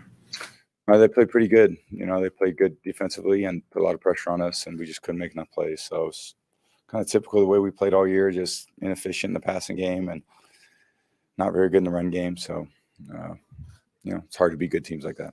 Tom, you haven't had a red zone interception in years. Just kind of what happened? Were you trying to build away there? Or? I was. Yeah. I was trying to throw it to Chris, and the other guys were blocking, and just trying to throw it out, and didn't obviously get enough on it. Because you were falling backwards and didn't want to That get certainly in. didn't help Sorry. our cause. Tom, it didn't contribute to a win tonight, but just having Ryan Jensen out there tonight, snapping the ball 2 years, what can you say about his comeback, about his play tonight, and any type of lift that did for you guys early in the game? Yeah, just super proud of him and all that he's gone through this year. It's a tough injury that he had and battled all the way back and really committed himself the last 6-8 weeks to prepare himself to play and did it. So it says a lot about who he is, and certainly a guy you can depend on and count on. What is your process from here when you start to think about what you want to do next? Because obviously it's going to be huge speculation. I'm going to go home and get a good night's sleep as good as I can tonight. And Or when you want to figure stuff out. I mean, that was first. No, I'm not, this has been a lot of focus on, this game. So, yeah, it's just be one day at a time, truly. Tom, for all the struggles this season, you guys have had at least the possibility of the playoffs and what could happen there. How hard is the finality of losing this season being over? Yeah, always tough, but, we didn't earn it. So, they did. I think that there's a part of football where I feel like it's, sometimes you get lucky, but most of the time, the team that earns it, wins. And they played good all year. They played good tonight. They played well as a team. They were very coordinated. They played well on offense, played well defensively. They missed some kicks on special teams, but, we just couldn't get enough done offensively to put any pressure on them. Biggest takeaway from this year for you, just the importance of and the power of resilience. I know you've talked about that's been a lesson that you've tried to teach your kids a lot about. Yeah. I mean, there's, I think, lessons for all of us in every year of our life. So, you always want every year to end great. Unfortunately, in sports, it doesn't work that way. There's going to be 32 teams in the league, and they're all very competitive, and only one of them is really going to feel good at the end of the year. So, for as many teams that won tonight, there's going to be 7 of the 8 that don't feel great at the end of the year, and that's why it feels good to be when you're on top. When you win it all, and it's a great feeling. Tom, do you feel like you had a bad season or a good season? How would you characterize it just for yourself? We lost tonight. It's a team sport, so never considered any individual things like that. Obviously we came up short as a team, and that's really all that matters. That's all I've really cared about was team success and how well we did as a team and how well we performed under pressure. And tonight was obviously not one of our best nights. You had a good shot downfield to Julio there, but you didn't take a lot of shots down the field, especially with them down a couple of corners. Why weren't you able to maybe get more shots down the field? They were playing pretty deep most of the night. We were trying to hold the ball. The problem is, they were getting there pretty quick at certain times in a rush, and then, you don't hold it for that long. And we got into the drive. We had some shots, so made a couple plays, but obviously. The field tonight, were your emotions any different than the end of another season, at the end of last season? How did that sort of compare to the feeling usually would be? Yeah, it just feels like the end of the season. So I just want to say thank you guys for everything this year. I really appreciate all your effort, and I know it's hard for you guys too. It's hard for us players to make it through, and you guys got a tough job, and I appreciate all that you guys do to cover us and everyone who watches and is a big fan of the sport. We're very grateful for everyone's support, and hopefully, I love this organization. It's a great place to be, and thank you everybody for welcoming me, all you regulars, and just very grateful for the respect, and I hope I gave the same thing back to you guys. So thank you very much. Appreciate it. Yeah, that sounded like a goodbye to me. I don't know about you, but that sounded like a goodbye to me. I'm conflicted on it. It could be a goodbye. It could be one of those things. I think he truly, and Joe Buck and Troikman said they spoke at length with him during the week, and they say they truly believe that he has no idea what he's going to do. It could be, like he said, he doesn't know what he's going to do. So in the event that it is, he wants to be able to go out on his terms. And I think that might have been why he had his parents there. I think it might have been why he had the tip of the cap to the crowd. And then the goodbye to the media. If it really is it, I think then he knows that that kind of is like his sense of finality. He didn't do any of that last year. And he did not do anything of that last year. Because last year, to me, and he's admitted it, he made a mistake taking not enough time to make that decision. And it didn't feel last year like it was over. But this right here feels like if he was really going to step away, he looks like he did all the necessary steps that he needed to for him to get over that hurdle. Yeah, I think that he's looked at a lot of his options already. And, I think his best options for football teams are probably out west. I think if you're looking at from a football standpoint, San Francisco makes a lot of sense. Clearly, I'll be honest with you, truthfully. I said that he needs like the perfect situation. I think that's the only one in the NFL. I agree. It's not Las Vegas. It's not Miami. The defense is awful. It's and not the Miami. organization is a disaster. Yeah, it's not Miami. Ownership's just, and Josh is not a head coach, by the way. He's not. Josh McDaniels. No. But he obviously has the relationship there. Right. But their O-line stinks. Their defense stinks. Chaotic franchise. The Dolphins don't have the O-line, in my opinion. I think their O-line is okay, and they got the weapons. And obviously the Stephen Ross thing, their defense is good. I think they could definitely pick up the defensive line. They'd have to add a lot to it. McDaniel's a great play caller, and they got a really good running game. Yeah. But again, there's a lot of things that not that Tua's running all over the place. There's a lot of things that they do with him and bootleg actions and all different kinds of things that you may not be able to do with Brady. So that's the other part of it. So I really think it comes down to Miami, Tampa, or quit. I do too. And I think when he really, really looks at all the different options, if he really wants to play, and obviously his personal life, the West Coast, he'll never see his kids, and that's so important to him. I just don't think that's an option. I don't think any of those West Coast teams are an option. So, I just don't think that's an option. So I think it comes down to Miami. I think New Orleans is a situation where if Sean Payton goes back there, and because he almost went to, you heard Mike Neighbors tell us this, that Brady was very close to going to New Orleans when he came here. So but I think he trusted Bruce Arians and the organization and the Glazers. I'm gonna be honest with you. I don't even know if maybe this is me reaching here, but they built up such a hatred, I guess, for one another, and he was right in the thick of it. Yeah. I don't think Cam Jordan and some of those dudes would be as welcoming as you might think. I think they'd all. I might be reaching a little bit there, I think they'd all find a way. I don't know. So I think that's if Peyton went back there, I think that's an option. I think Tampa Bay is an option. I think Miami's an option. But I think Miami's maybe less of an option now because do you really want to live right next door to Giselle? Do you really want to be there? It's like 45 minutes away by jet or chopper. It might be a better play, to be quite honest. So I think if he does play, I think it's kind of between Miami. There may be another suitor out there that he likes and there's something going on. But I think it's between Miami and Tampa Bay. And I think Tampa has a decent chance. I'll give you this. I'll give you this real quick. I don't know if you've seen this, but Josh Capo at Computer Report, who is really good at crunching the numbers in the cap. This is a fantastic thread. I won't go through all of it, but I'll just hit like this main point. Yeah. Right now, if Brady retires or goes to a different team, he'll be a $34.1 million dead cap hit against the Bucs. Wow. So the Bucs, beyond wanting him to come back, they really have to have him come back because if he has it right here, they'll save roughly 18. If they they'll free up 16.1 million right there under a projected contract that Josh Capo put out there of 1 year, $30 million if Brady comes back. And then you make like some cuts here, and he had Donovan Smith, Fournette, Brayton, Suckup. You would save 18.7 million then on that. And then you can restructure other contracts that they still have here. And at the bottom, the full number that he has here is that the Bucs would then have 67.6 million to play with. And they would need that. If they sign Brady for 30 If they sign Brady for 30 million and then cut Donovan Smith, Suckup, Brate, and Leonard Fournette, and then restructure some of the other contracts, they can save up to 67.6 million. Wow. So actually there is a way.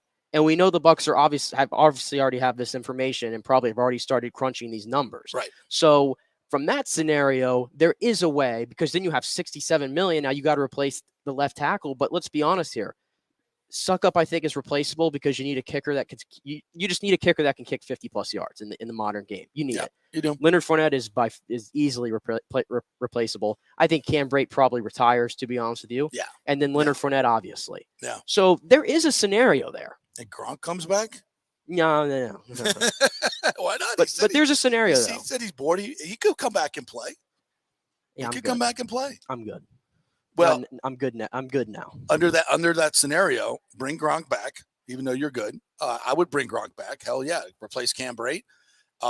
Get Brady back here. But, does Brady really want to do it? Does Brady really want to come back here? And I think when he looks at all his options, I think Tampa Bay is the best place for him. I think Miami's a good fit. But I think more because they have a better coaching staff.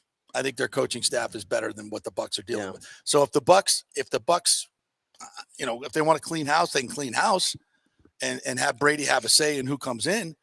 And I don't know the best scenario possible would be to get Sean Payton, retain Brady, bring back Gronk, and then go out and get some younger players, faster players. And Rashad White Rashad White was one of the few players on that field last night that made a difference. That turned 3rd and 7 into a first down when he was dead to rights, makes moves, great runner, elusive, explosive. He's a great player. I think he's got a chance to be a great player. And my God, I love playoff Lenny. And then them saying, we wanted to get playoff Lenny ready to go and rested. That's what they told. Come on, man. The guy I'm sorry, Lenny. I love you, brother. But if you're going to come back and play, you need to lose 20 pounds and get quicker and get better. Because that's not. Well, it's going to be 28 when the next season starts. I would sail on that ship for sure. Scott Valdez, thank you. You guys are really the only ones telling it like it is. If we stay on this coaching course, it's not going to improve. Both sides of the football look like it was preseason game 1 of a new regime. It did. There's just too many mistakes and stuff going out there. They are what they are. And this coaching staff has been abysmal in terms of getting these guys to play the right way and correcting mistakes and getting better. They got worse almost as the season went on. No good. No bueno. Michael Raper says, a rapper, isn't it? It's probably better. Todd Bowles couldn't inspire me to drink a glass of water in the desert. Nice guys aren't always the right guys. Blow up the staff and keep the core players. We got a shot at a short turnaround. I mean, first of all, the rebuild is going to be ugly. If Brady doesn't come back and you're saddled with that kind of dead cap, you can make no moves. Here's my thing. When you need a rebuild, just going forward, like the big 4 positions are quarterback, left tackle, receivers become up there, and then defensive end, cornerback. Those are the 5. End, yeah. Quarterback right now is a question mark because we have a rating on Brady. The left tackle is a huge question mark. I just told you I don't know how much you're going to get from Shaq Barrett next year coming off the Achilles because that's a tough injury to come back from. And the guy who was supposed to be the guy, shutdown corner. No, and JTS. Not. I know that it's only been 2 years, but look at the difference between him and Micah Parsons. What a disappointment he was this year. What a disappointment. So you don't really have that guy. By the way, I don't think my point is you don't have that guy in the chamber at edge. Yeah. You don't. You don't. And then at corner, I think Carlton Davis has his moments of brilliance, but the consistency I think is not there. And he's not a game changer in terms of interceptions. Exactly. So when you look at the 5 major positions in football that you have to have a guy at to have a chance in this league. Wow, that's great analysis. They're struggling. That's great analysis. It really is great analysis. And you go back to the Super Bowl and look at that situation. Your left tackle was playing great. Mm-hmm. Your quarterback was playing great. Yeah. Your edge rusher, Shaq Barrett, was getting 17 sacks. You're in the corners. I think we've always been a bit shaky at they've always had their moments, but they have games like this where they completely. But when the pass rush is, and I tell you what, the loss of JPP and Ndamukong Suh on that defense clearly, I think more from an attitude and accountability standpoint than just pure play. To be quite honest, and I know JPP he played with one arm and he's a warrior. But that mentality, I think, was missing, no question about it. But you're right. There's and as much as we love our wide receivers in this configuration, the way they're having to play now, getting just nothing but short passes. There's only one guy that can ever really eat in this offense, and it's Chris Godwin. Right. Chris got fed a lot, but it wasn't, his yards per catch. But it was wasn't the probably down explosiveness that we significantly. saw from him before. Yeah, and a lot of that had to do with It's the knee. injury. Yeah, a lot of that had to do with knee. A lot of it had to do with the offense and him catching 1-yard passes. Yes. We got some new folks joining the party, so I want to get them on. Tim Weselak says, agree with JP, spread the formation. So brutal. The C team keeps staying bunched up. Godwin or Evans slant was just borderline useless. Yeah, it's just like some of these formations, especially in the red zone, are so compact. Let's get 17 tight ends then there and tell everybody we're running up the middle with the slowest running back in the league. And like, that's going to work. Would you rather have Carr, Jimmy G, Tua, Gabbert, Trask at quarterback next year? Also, you go find another running back or stand pat with who we have. I mean, I don't think Carr is a horrible option. I don't think he's a horrible option. I don't think Jimmy G is a horrible option. I don't think Tua's ever going to have longevity in this league. I think he's too small, and he's just already. Yeah, and I'll answer the Gabbert Trask. The Bucs told you in the Atlanta game that they're out on Kyle Trask. They told you, so he's not an option. This one from T. Coral, get rid of Donovan Smith, most penalized player in the league since he started as a rookie. He was a massive disappointment this year, and it appears that he doesn't give a crap, just says that's football. Tough year for him, man. A lot of personal stuff going on. It's hard to really. And he was dislocated elbow, and he played with it all year long. I mean, he had 2 really good years when he was in a good space. Yeah. So, I mean, I said at the beginning of the year, if you recall, I was concerned a little bit about him coming off a career year, if he could keep that up. But I didn't think the injury, obviously an injury kind of took away from his effectiveness and then the personal issue. So I think it's really hard to evaluate his season, but this is a tough business. And I just showed you that they can save a lot of money by cutting him. So who knows? He could be on the chopping block. Also, another quick point here. Yeah, Tom does need to make a quick decision. Like, the Bucs need to know what's going on. And I hope that comes, and I know he's got stuff that he has to, but I would like to see him wrap this up in a month. Well, I think the Bucs have to make a quick decision first. He needs to know who's going to be the coaching staff next year first before he makes any decision. So I think right now the ball is actually in the Bucs court, in my opinion. Yeah, I think you're right. They have to make the first move. And can he really? You think Tom really wants to come back with Todd as the head coach? I mean, he's all about details and accountability and everything. It just wasn't there. It just wasn't there. It's tough because we just don't know the relationship there. That's one of the relationships, the quarterback head coach relationship, that's so important, I feel like. And I don't know what their relationship is. I'm not saying it could be great and we just don't know it, but I can't really get a good read on that. Yeah. I think a lot of this is the same stuff. So thanks, you guys, for chiming in here. Really, really good stuff. Just want to get this. Randy Cobb is a new name. BA is the glaring difference. It's to expose Leftwich as a play caller offensively, but doesn't explain the issues on defense. Yeah, I think there's a lot of issues on defense that last night's game plan was uninspiring. It was really uninspiring. I was trying to figure out what was the game plan last night defensively. Like, what was it? Was it to pressure Dak? No, they didn't run a lot of pressure packages. Was it to sit back and let him throw them? Maybe that was it. I think maybe Bowles was like, okay, he's throwing interceptions in 7 straight games. Let's just sit back and play zone and let him throw us the ball and catch it when he does. I get that. Let him make mistakes. But in order to do that, you got to get pressure on the quarterback. And when they got pressure, Dak is, we've talked with Brady Tinker a lot that ever since he had that injury, he's not really moving out of the pocket well. Well, last night, when he had pressure in his face, he was really good at moving in the pocket and getting outside to the perimeter. And how many third downs did he turn into first downs, like 3rd and 5, 3rd and 6 with his legs, because he was able to get out, and the Bucs just had nobody out there. I mean, he had a sea of grass to play with. Yeah. Nobody's out there containing, nobody's spying, nothing. Yeah. And that's, again, you go and watch all through the playoffs, watch these quarterbacks making plays off script. When that first read is not there, Tom comes back to his second read, he doesn't have time. And that's always been his game. And again, you got to get an offensive line that's going to give you more time.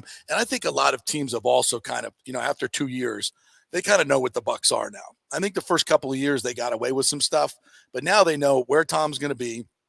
It's going to be a lot of screen passes and short passes. You got to pull up and dare them to go deep. When they finally went deep, they hit the ball to Julio Jones. They had the deep shot to Mike Evans, and Xavier Rhodes was 4 yards behind him. Mike's got to catch that football. Yeah, exactly. Why did we never attack those bad corners? Where was the attack on the bad corners, the backup corners? We only did that once with Xavier Rhodes. We did that. We did that on the shot to Julio. I haven't looked at the tape yet. That's why I asked Tom that, and he said they were playing deep. I was going to say I haven't been had a chance to look at the tape yet. You said you saw the first half. I said the things with those two plays, the one to Julio and the one to Mike, those are late in the game. Dallas has a comfortable lead. That's typical defense playing off. So I haven't been able to look at the tape and see if that's what happened. They should be playing more deep in those situations. Yeah, I don't. Yeah, I saw in the first half there was a lack of want to go down the field. He just wasn't looking at it. It's just, unfortunately, it's just not who they are anymore. Right. They showed you who they are. Yeah.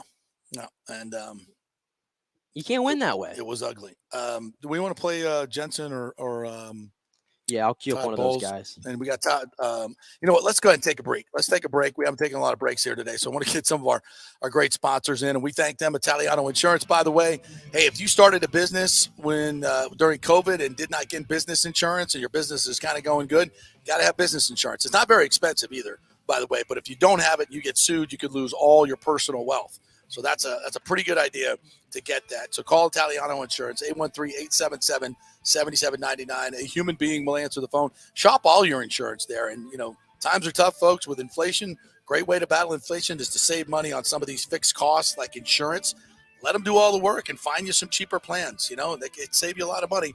So Italiano Insurance, 813-877-7799. All right, back. We'll have TJ Rives, and we'll hear from some of the players as well. Stay with us. Was your car totaled in an accident? Did your insurance company use Kelley Blue Book or NADA to appraise the value of your car? Chances are they didn't, and you got shorted maybe thousands of dollars. Call the Jeeves Law Group for a free case evaluation because your insurance company may still owe you money. 727-894-2929. It's a free call, so why not find out if you have a case? Insurance companies have been running this scam for a while, and most folks don't know if they've been shorted. Trust me. Scott G's is a different kind of attorney, the kind insurance companies hate to go up against. He could recover thousands of dollars, so why not call 727-894-2929 or go to JeevesLawGroup.com. That's JEEVES lawgroup.com and tell them JP sent you. JP here for Emerging Investigations, Tampa Bay's premier investigation agency. Do you suspect your spouse is cheating or involved in a divorce, that your spouse is hiding money, an ex-employee or current employee with suspicious behavior? Is there a criminal matter you need help with? If you need information you can count on, using the professionals at Emerging Investigations is a slam dunk. Emerging Investigations is a licensed and insured private investigation agency, family-owned. Emerging is your ideal resource to secure evidence and validation, allowing you to make informed decisions in life's biggest matters. Led by industry executive Brian D'Antonio, Emerging possesses the experience and resources to get needed results. Emerging Investigations maintains an excellent reputation as a premier investigation agency. They are known for results. You're not just hiring a PI, but an organized, dedicated team using state-of-the-art technology. Their proven investigative methods produce crucial information used in criminal cases, insurance fraud, and personal injury claims. Many local attorneys, industry agencies, and your concerned neighbors all count on Emerging Investigations. Just go to their website, emerginginv.com, or call 813-291-FACT. That's 813-291-FACT-3228. Get results you can trust in life's biggest matters. Emerging Investigations. Well, it's that time of year to renew or shop your health insurance provider, and you can get great health insurance for $20, $30, $50 a month. Just call 888-325-0605 to help navigate the health insurance marketplace. 1 out of 3 people in Florida are uncovered because they think they can't afford it. Not true. I made the call a couple of years ago, and they helped me get Blue Cross Blue Shield coverage, Florida Blue, for just $20 a month. Last year, it went up to $49. Oh, well. It all depends on your income and your family situation. It's a free call, 888-325-0605. They will ask for some income information. So if you have your tax returns available, that will be great, but you don't need it. They'll just answer some simple questions, and the highly trained reps will do the work for you to find out what your subsidy will be. 888-325-0605. And if you have a plan through your employer, you may be able to get it cheaper. It's a free call, so find out, folks. This has been a lifesaver for me and saved me thousands of dollars over the last few years, and you can choose your plan. It's a no-brainer. Find out. Make the free call. 888-325-0605. Get covered like me and thousands of others. 888-325-0605. Let's go. Right now. Back to the show with JP on FanStream Sports.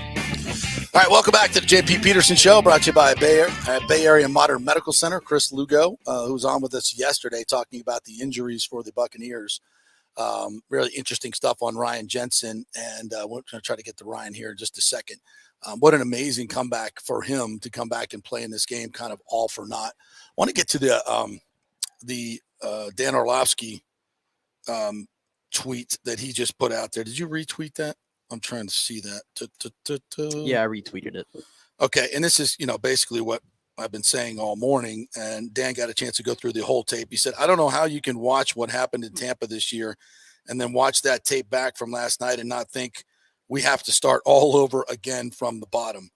Zero energy, zero creativity, zero adjustments, look totally unprepared, both sides of the ball. That's pretty damning. Yeah, that's what I was going to say. It's like all these guys who are very credible on all these networks have played the game, know the game, break it down every single week. They are laughing on national television more often than not at some of the concepts that this team is running on offense and the way that it's set up. Yeah, it pains me. It pains me to say it, but it's all true, and we've seen it all year long. And I think part of it is because nobody. And you notice in that tweet, he didn't name Tom Brady. Yeah. Nobody wants to do that. Nobody wants to take shots at the GOAT. It's a damn shame, honestly, though. As much as we're always going to remember the 2020 season, like I said, it's a damn shame that if this is it, we went this entire season. And did anybody really get a chance to enjoy it if this was it for him? Yeah, I think as a fan, I think those wins. I'll remember. We'll remember some of those. The Rams. Yeah, we'll remember those, I guess. But this has been such a chaotic season. Win. It's been such a chaotic season, though. I mean, just me speaking, I haven't been able to really digest and enjoy it as much as I should have. The greatest player in the history of the game is last hurrah here in Tampa Bay. If it becomes what it is. Yeah, it's a damn shame. Either way you look at it. Yeah, it is. But again. I've been doing this long enough to know that goodbyes. It's never storybook. It sucks, never, dude. I mean, Elway's probably the only one. Maybe even Peyton Manning, dude. You played so bad. You played so awful your last year. It's like, yeah, you lifted the trophy, but you were awful. But no one really talks about that, though. Nobody. But they really. Joe don't. Montana ended his career playing in Kansas City. Yeah. Yeah. Michael Jordan, the most famous one, ended it playing with the Wizards as an owner/player. I saw Derek Brooks, limping down the field, chasing a guy as best he could, and it's just, on a team that should have gone to the playoffs. Yeah. And then they didn't, they didn't want to, he wanted to play and they didn't want to bring him back. It's awful. It's awful because Father Time is undefeated. And I know they've gone to overtime here with Tom Brady a few times, but it's just, and I know people are saying, oh, JP's a Brady hater. I'm not a Brady hater at all. He's the greatest quarterback to ever play the game. And him coming to Tampa Bay was the greatest thing that's ever happened to this franchise. It's amazing. It's been unbelievable. But I can't sit here and tell you guys that it's all, lollipops and rainbows. And he's still great and he's still got it going on. No, he doesn't. And I think the best way I could probably sum it up is he showed this year he can still be a good quarterback in this league, given a perfect situation. Is that the standard for Tom Brady, though? No, that he wants to live by. If he can't be great and he doesn't, now he may say. I mean, he spoke. I think Clyde Christensen had some quotes. I can't remember who spoke with him, so forgive me. But Clyde Christensen said, like, Tom Brady really believes that until he's actually out of the fight, he can win the Super Bowl. Even this year, he believed it. But at the same time, if he can't be a great quarterback, and how many times has he actually had to run to the podium? He said it in this game. I certainly didn't help our cause. No. When he's never said those things before. When he starts saying that and he starts doubting himself like that and he knows that he's got to be better, I think that's when he might go and say, man, I don't know if this is worth it now because I can't be great. And I'll say this, and I've been saying a lot this year, and this happens to every quarterback. Everybody drops interceptions. He's had a lot of interceptions dropped this year. Last night, there were probably 4 more there. Probably. There's a lot. Yeah, and a couple of them could have been pick sixes. Again, not all his fault. Not all his fault. There's reasons that contribute to those things. If you watch the quarterback play in this league right now, guys are running all over the place. And they're getting hurt, by the way. Some of them getting hurt. But you've got to be able to move out of the pocket. You've got to be able to get on the move. And to it not being all on him, you saw it again in Dallas last night. There's receivers running wide-ass open. Every single game that you watch in this league. Yeah. There's guys running wide-ass open. How many times have we said it? Everything is hard. Right. We don't scheme up Everything's anything, hard. man. Nobody. We have an offensive coordinator that is incapable of scheming anybody open. And to say that, do you think that the Bucs could? And this is the question, right? This is at the core of the question. Can the Bucs recreate 20 and 21 next year with Tom Brady? Is that possible? Yes. It's going to take a lot of work. It's going to take a lot of work.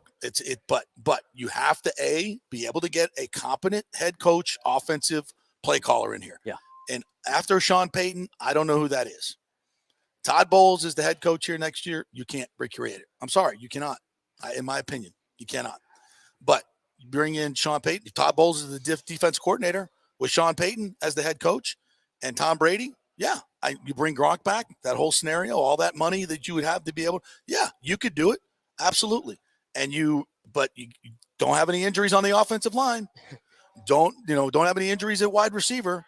Get a credible third receiver that he can throw to, and you create everything you did the last 2 years. It could work. And Brady, I think, will be better. I think we'll learn in the offseason there was something going on with his shoulder and his hand that affected his accuracy. Physically, he did not look good from the jump this year. I think that had a lot to do with his off-the-field stuff.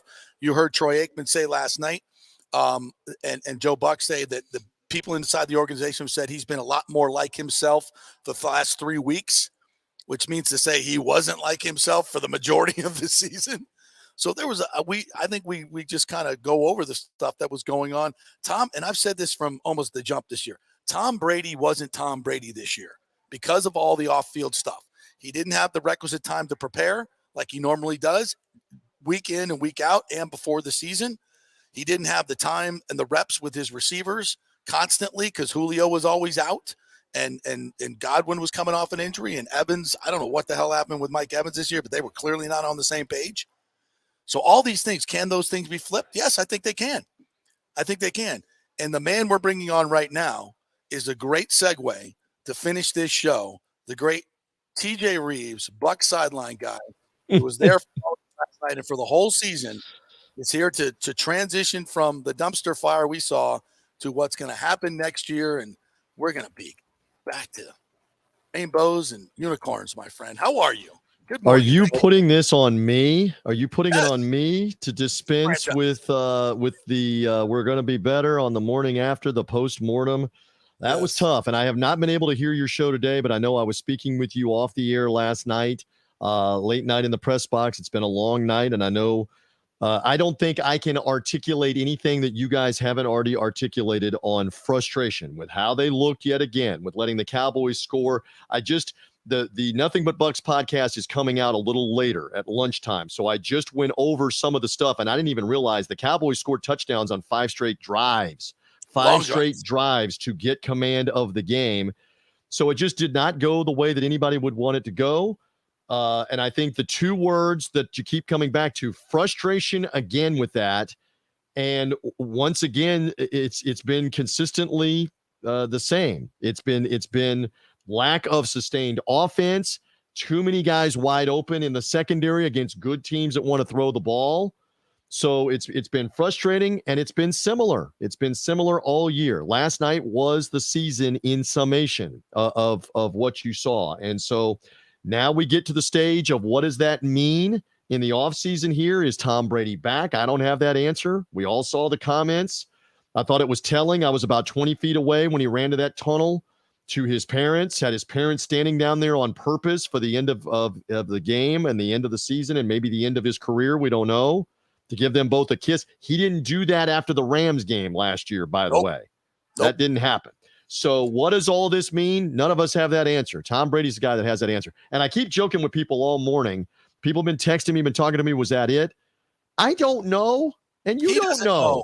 And I don't think he knows. And even if he says that he's not playing anymore, he came back last year after saying he wasn't going to play anymore. So I don't know that anybody's going to know this for a few weeks, my friend. I don't know.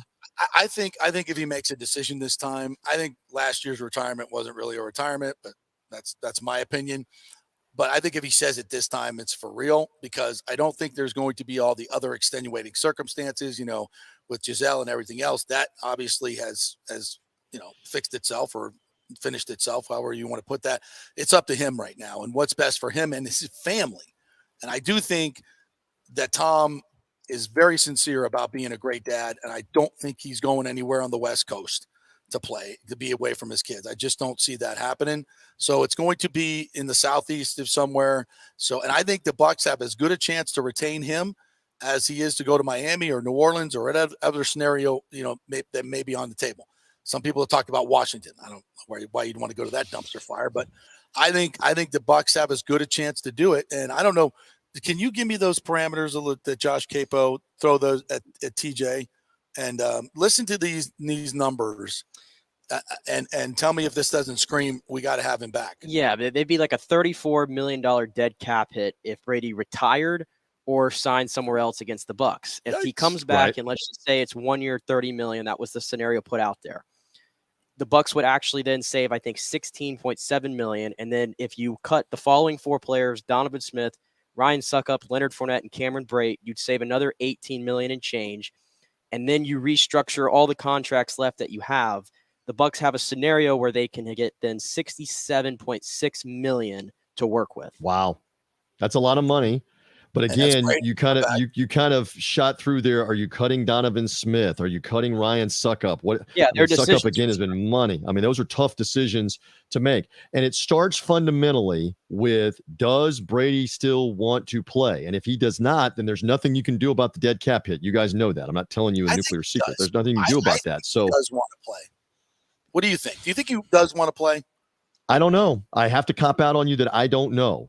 I think just because, I will tell you this, just because being around it, being close to it and watching the frustration and watching that in all likelihood, you're not going to get the full magic back of 2020 and 2021 with a line in front of you and Gronk, your security blanket, and a speed receiver. You're not going to get all of those things back. And you just saw him again last night at field level, bending at the waist again and throwing balls that are unexplained, behind guys, over guys. Don't throw the ball away down on the goal line on second down. Very un-Brady-like. Yes, there is still arm strength. Yes, he's still Tom Brady in the clutch. We saw that. But this was much, much too difficult for much of the year with how they were trying to play, him being inaccurate at times. Yes, receivers hurt, continuity. So you say all that to say, how much better with this group, this team, even with a couple of little fixes, is it really going to be next year? So I don't know. Are you going to have to completely retool because he decides to depart? And now what are you doing at quarterback? How do you pay for it? What do you do with the other players? These are all decisions for Jason Light, John Spytek, Mike Greenberg in the cap, Bruce Arians advising still. If that relationship continues, what are they going to do moving forward? I don't know. We're very fresh. It's very raw off of last night. I come back to one thing here on this. Give the Dallas Cowboys a lot of credit. You were on it. I was kind of giving you grief kind of off the air a little bit. You were on it though, and Dallas came to life last night. And this is what good teams do, by the way. When the time is right and they're on and you empower them, you give them opportunity, they take advantage of it. This is what San Francisco obviously did to this team. This is what Cincinnati did in the second half to this team. Those are top level NFL teams that are going to contend for the Super Bowl. Dallas, I don't know if they're going to contend to the Super Bowl, but they won 12 games in the regular season. They're a good football team. Empowered them, and they woke up, and they deserve a lot of credit because Mike McCarthy, Kellen Moore is offensive coordinator, Dan Quinn on the defensive side of the ball. They shut a lot of people up last night nationwide with how they looked and how they played. Yeah, when I looked at this game, TJ, I looked at the Dallas Cowboys and went through their schedule, looked at the things that they were doing. So many people were just stuck on this Dak's throwing picks thing. They were scoring 40 points a game, man. And you want to throw a pick a game and score 40? I'm good with it. It's about points. And one of the reasons he's throwing picks is because he's throwing the ball down the field. The Bucs haven't done that a lot this year, as you have pointed out as well. So, yeah, and everybody got hung up on that. And I think even Todd Bowles may have said, okay, let's sit back and let him throw us some picks, because they weren't very aggressive last night in their coverages or their pass rush. Yeah, so that's another thing. Yeah, that's another thing that, again, that's for him, Todd Bowles, to defend. He said something interesting last night, and I don't know. I did not hear him on the podium. I've not heard the replay of him on the podium if he said this specifically. He said it to us on Buccaneers radio. Maybe you've covered this, but I'm going to share it with you real quick. He said Dallas hurried to the line several times, and I'm trying to paraphrase. He said, we were then unsettled that they were either going to go quick and we didn't stay in our defense, or we didn't communicate, or we changed something along those lines. He was disappointed because Dallas was doing a subtle thing running up to the line, and the Buccaneers then got confused, and Dallas took advantage of it. So I thought that was kind of telling to us, very telling after the game, because they did that more than once. They did it several times. And it led to some confusion. Make an adjustment. And this yes, is one of the, and I don't know what the adjustment, if it's simplify it, if it's just, hey, if they come up to the line and hurry up, stay in the same defense. Stay in the same defense. Make an adjustment. Yes. Yeah, I don't know. But I thought that was telling. I thought that was interesting. Way too many guys wide open, obviously, sitting in zone. You got to get that figured out and communicated. I know that criticism is out there from Peyton Manning and others. Peyton Manning was apparently saying on the Manning cast, and again, I don't get the benefit of hearing all this, but I had two or three people contacting me. I've seen it after the game, that you're sitting in a cover 3 or a cover 4 laying back. And if he's got time to throw, that's just easy. It's easy for any quarterback. And that's what it became for 5 drives with touchdowns, right? In a row, second and third quarter, the Cowboys got command of the game. But all of that being said, with the missed extra points and the Bucs having the ball at 18-0 and even 24-0, I'm going, there's a ton of time left if you can get a touchdown to try to get something going. But what Dallas did differently than when New Orleans opened the door for the comeback, or what the Cardinals couldn't do at the end of their comeback, the Bucs comeback, or what the Panthers couldn't do, is they ran the ball effectively enough and ran the clock effectively enough in the second half and took time off the clock, including in the fourth quarter. And that's what doomed it once and for all. Well, and there's a common thread between those teams that you just mentioned. Those are bad football teams. That's right. Those are losing football teams. This is not a bad football team. This is why I was very certain that Dallas was going to rout the Buccaneers. I predicted 27-17, and that's a rout in playoff football. And this was even worse. And it's because you watch Dallas, they play hard and they play fast.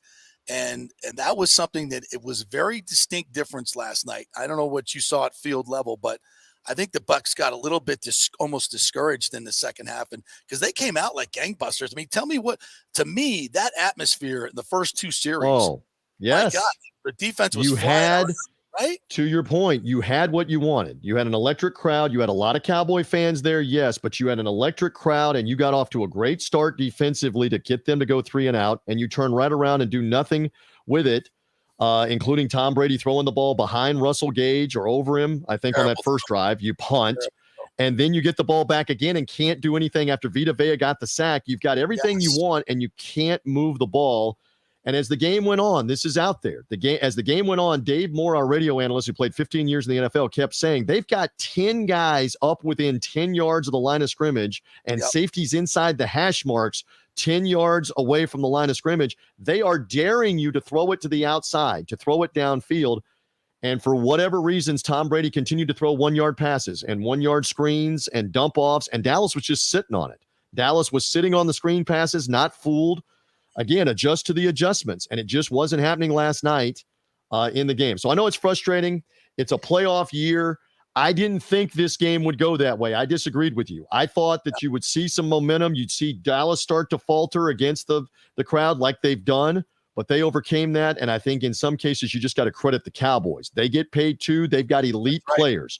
Dak Prescott, when he's on, is an elite quarterback with his feet and throwing the ball. CeeDee Lamb is a fantastic receiver. Dalton Schultz is obviously a really good pass-catching tight end. They got it rolling last night, and the Bucs didn't have answers.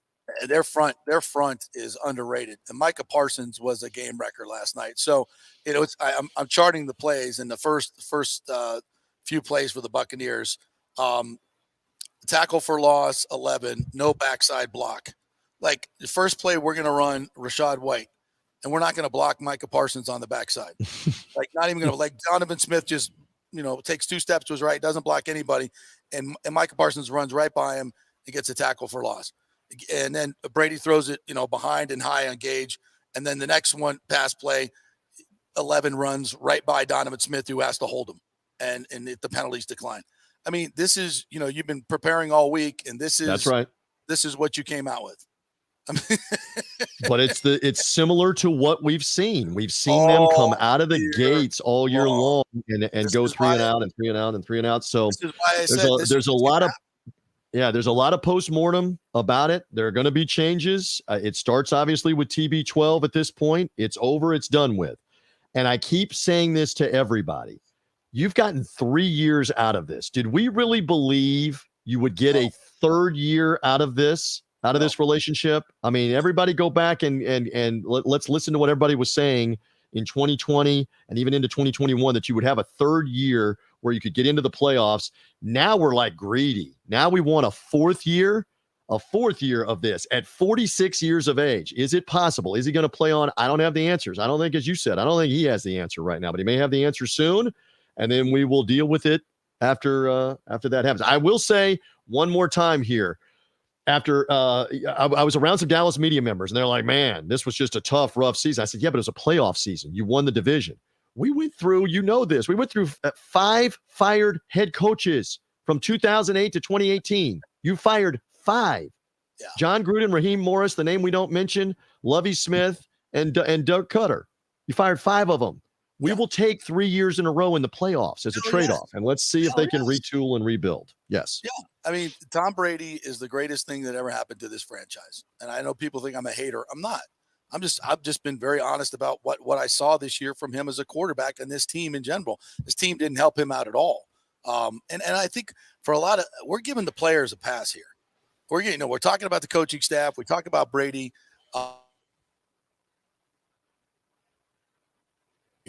The defense just didn't play very well last night, and they tend. I didn't see the intensity in the second half, and even maybe late in the second quarter.